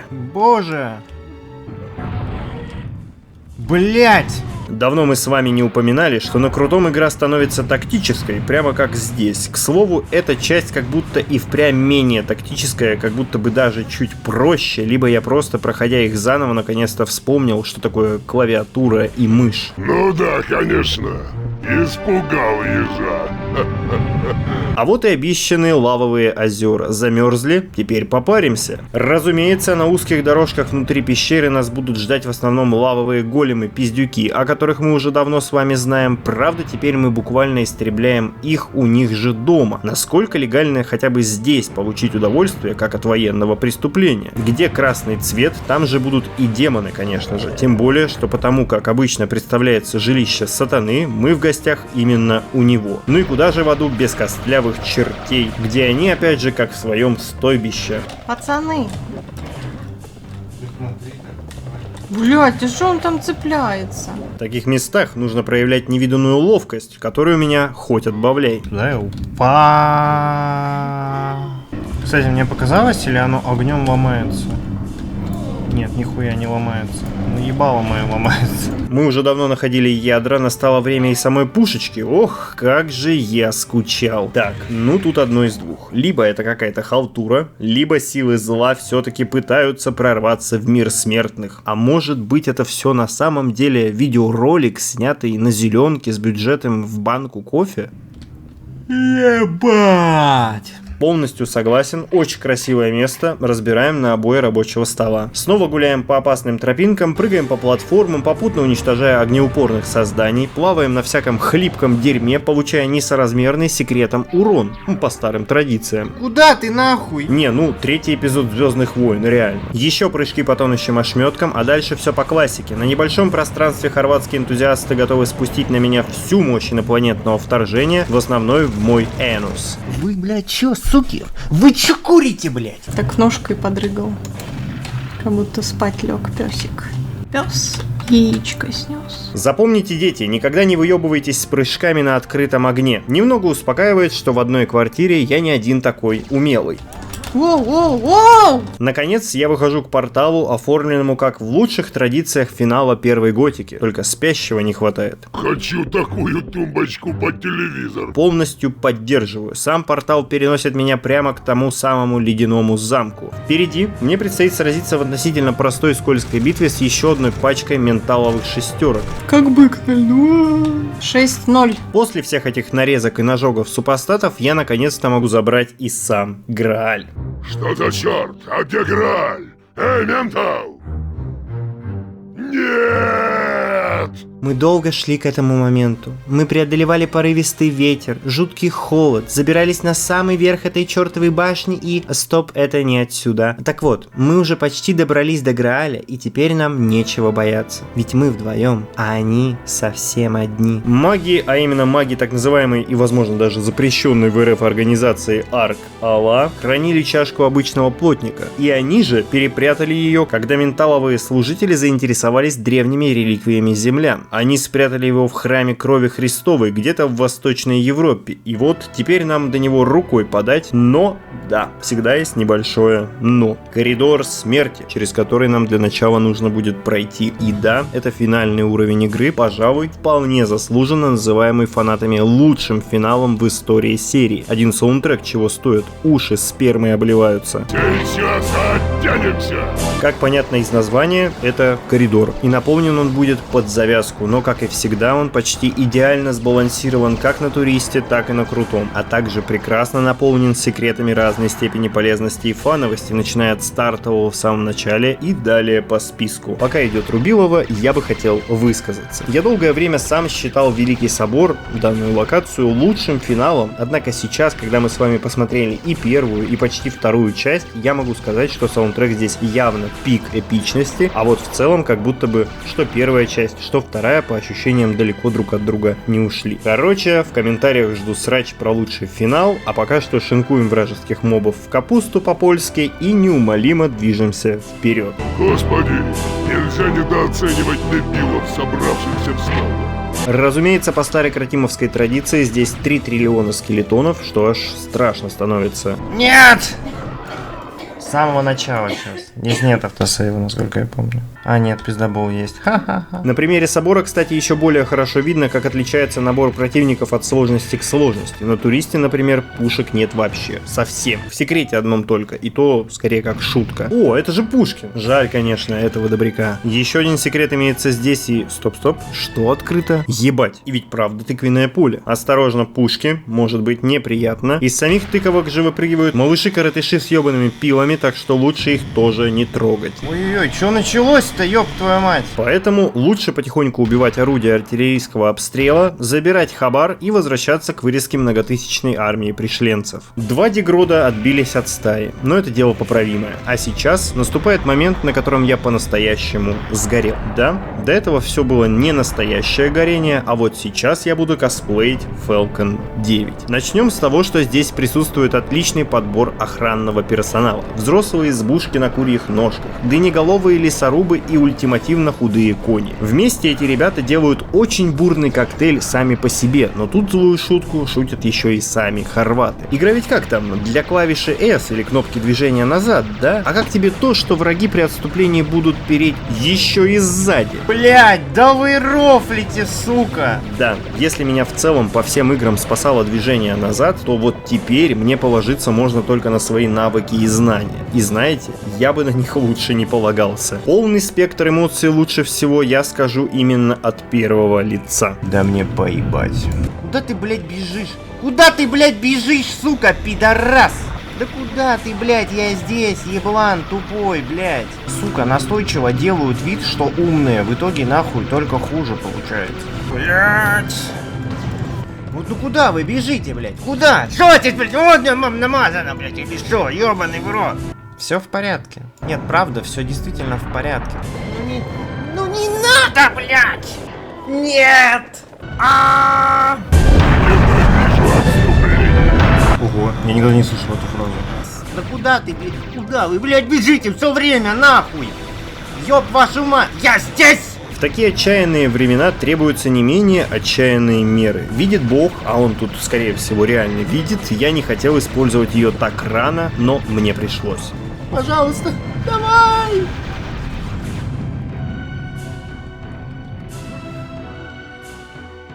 Ха-ха-ха! Я выжил!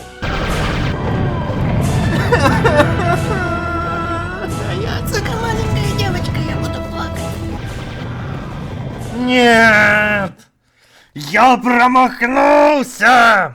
Что, блядь, с ними происходит? Я не понимаю. Они, блядь, что нахуй заставляет их бежать к этой ёбаной стене? Короче, драма на этом повороте у меня была максимальная. И как вы понимаете, это далеко не все, что я хотел бы показать. Возможно, имеет смысл залить все такие моменты отдельным роликом на Бусти, но я подумаю, а вы можете отписать о том, хотели бы вы такой пиздец шизофаза посмотреть. Ты знаешь, так это... Стресс снимает. Но несмотря на всю боль и все страдания, я добираюсь до последнего поворота в коридоре смерти. Здесь же мне нужно откупорить секреточек. На этот раз музей. Да, это вам не эти ваши Эрмитажи и Лувры, тут настоящие экспонаты. Главное, поаккуратнее с тем, что трогаете, а то экскурсоводы здесь такие себе, но договориться с ними можно. На улице, как обычно, спокойно не вздохнешь, конечно же, зато... Опа. Какие все-таки интересные раньше были секреты в играх, да? Попочка дает нам неуязвимость, и я радикально не знаю, как без нее проходить этот отрезок с шарами, просто не знаю. Зато на туристе здесь в принципе и без неуязвимости чувствуешь себя более чем спокойно, просто на волевых идешь и все. Следом мне предстоит воевать в условиях постоянного перепрыгивания из одного конца в другой, что в целом достаточно непростая задача. Откуда у средневековых монахов такие приколдесы, они чем тут занимались? Ты хотел попробовать? Почему? Почему? Тут ничего сложного. Просто скоро, блядь, инсульт. А так ничего сложного. Но вид потом открывается, конечно, кайф. Правда, меня сейчас интересует другое. 25 уровней, какое спасибо. Далее мне предстоит очередная битва со всеми возможными видами живой силы Ментоса, но в более и более эпичной атмосфере, когда небо затянуто тучами, бьют молнии, а кара божественная настолько, что называется, сильна, что аж раскаленные метеоры бьют о матушку землю. Это просто разъеб, ребят. Лучше один раз поиграть, чем 100 раз услыхать. Стемнело. Раньше я еще делал вот такую штучку, но фактически она бесполезна. Так делать не стоит. В этой части, в принципе, как будто сильно меньше штук, где можно схитрить, либо же это все сильно меньше необходимо. В центре поля находится опорный пункт, где постоянно со временем появляется буст на урон и скорость, патроны и здоровье, что значительно помогает, но назвать отрезок легким язык не поворачивается.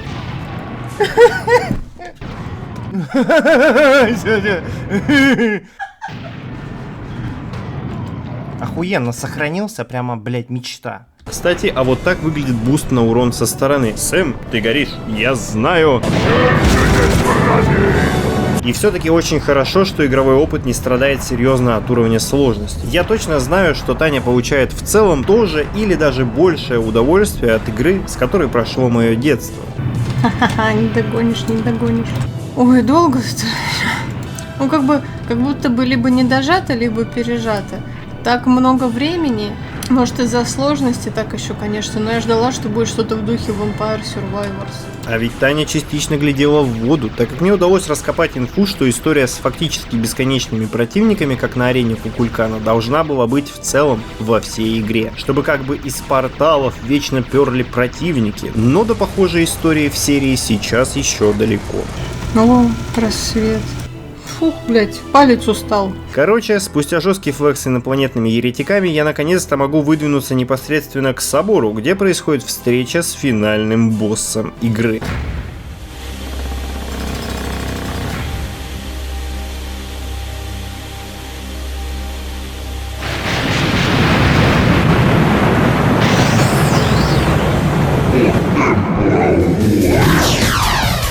Мордехай Заклинатель не является ультимативно сложным боссом. В целом, как и все другие боссы этой игры, нам нужно только стрелять, иногда мы можем пользоваться отбрасывающими штуками, а также на арене спрятан последний секрет, который не всегда понятно, как забрать. К слову, здесь очень качевый саундтрек. Я никогда не обращал на него внимания, но он плохо синонимируется с тем, что было ранее. Вероятно, поэтому и не запоминается. Да и сам босс не является чем-то супер крутым. К тому же Укзану Третьему он проигрывает в одну калитку по эпичности и запоминаемости, и в комьюнити он далеко не является популярным.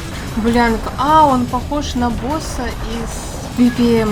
Пока же идет битва, я бы хотел немного поговорить об игре в общем и целом. Второе пришествие, напомню, является продолжением первой крови и наследует лучшее, что было в первой части, добавляя незамысловатые загадки, оружие, разбавляет атмосферу новыми локациями, и сама система понемногу из разных эпох выглядит достаточно круто, если не учитывать, что Мексика занимает почти половину, Вавилон еще 2/3 от оставшегося, и остальное уже самая мякотка игры. Нет, это 100% лучше, чем Луксор в конце, но сама динамика в игре прям скачет. В самом начале я говорил, что игра должна была быть еще больше. Во многом именно из-за этого каждый блок уровней сильно меньше предыдущего по длительности, но это, как и всегда, на вкус и цвет каждому. Второе пришествие — это моя любимая часть серии. Она ей заслуженно останется, но вот раньше я ставил ее сильно выше первой части. Теперь же, пройдя обе игры заново с небольшим перерывом, я не могу сказать этого однозначно. Они достаточно равны, просто они разные. Это не прыжок на новый уровень, только достойное поддержание намеченной планки, да и вообще это все Sirius Sam 1, так что must have рекомендацион. Напишите, какая часть One Love для вас, а там авось и до срачей между алдами доберемся. Короче, боссы прикольно, огнемет Forever, кратим одни из немногих, кто не обосрались в сиквеле, хотя это не сиквел, они еще успеют обосраться. А пока я все это рассказывал, босс начал кашлять и, обильно пустив жидкого, покинул наш мир. У меня такой ковер на кухне в Лиск. И вот я наконец-то достаю тот самый, ребята, цветной Грааль. Горшочек. Как вдруг...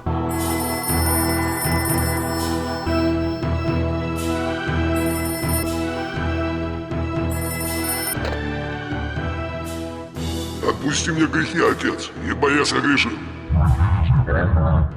Да, это из другого кино, но все равно исповедаться не помешало бы. ибо я того грешил. Настолько велико было искушение. По пути к тебе были кое-какие несчастные случаи. И это, мне типа очень жаль. И еще я там пару бомбочек подкинул. Кое-кому из твоих парней сильно не повезло. Плюс некоторых я немножечко поубивал, и я об этом почти сожалею. Так что, надеюсь, это мне зачтется. Да и вот что еще. Местами я ругался всякими нехорошими словами. Но кто же ими, не ругается? Короче, я иду к тебе, и ничто, слышишь? Ничто не сможет меня остановить, понял? Знай, я уже здесь, и мало тебе не покажется.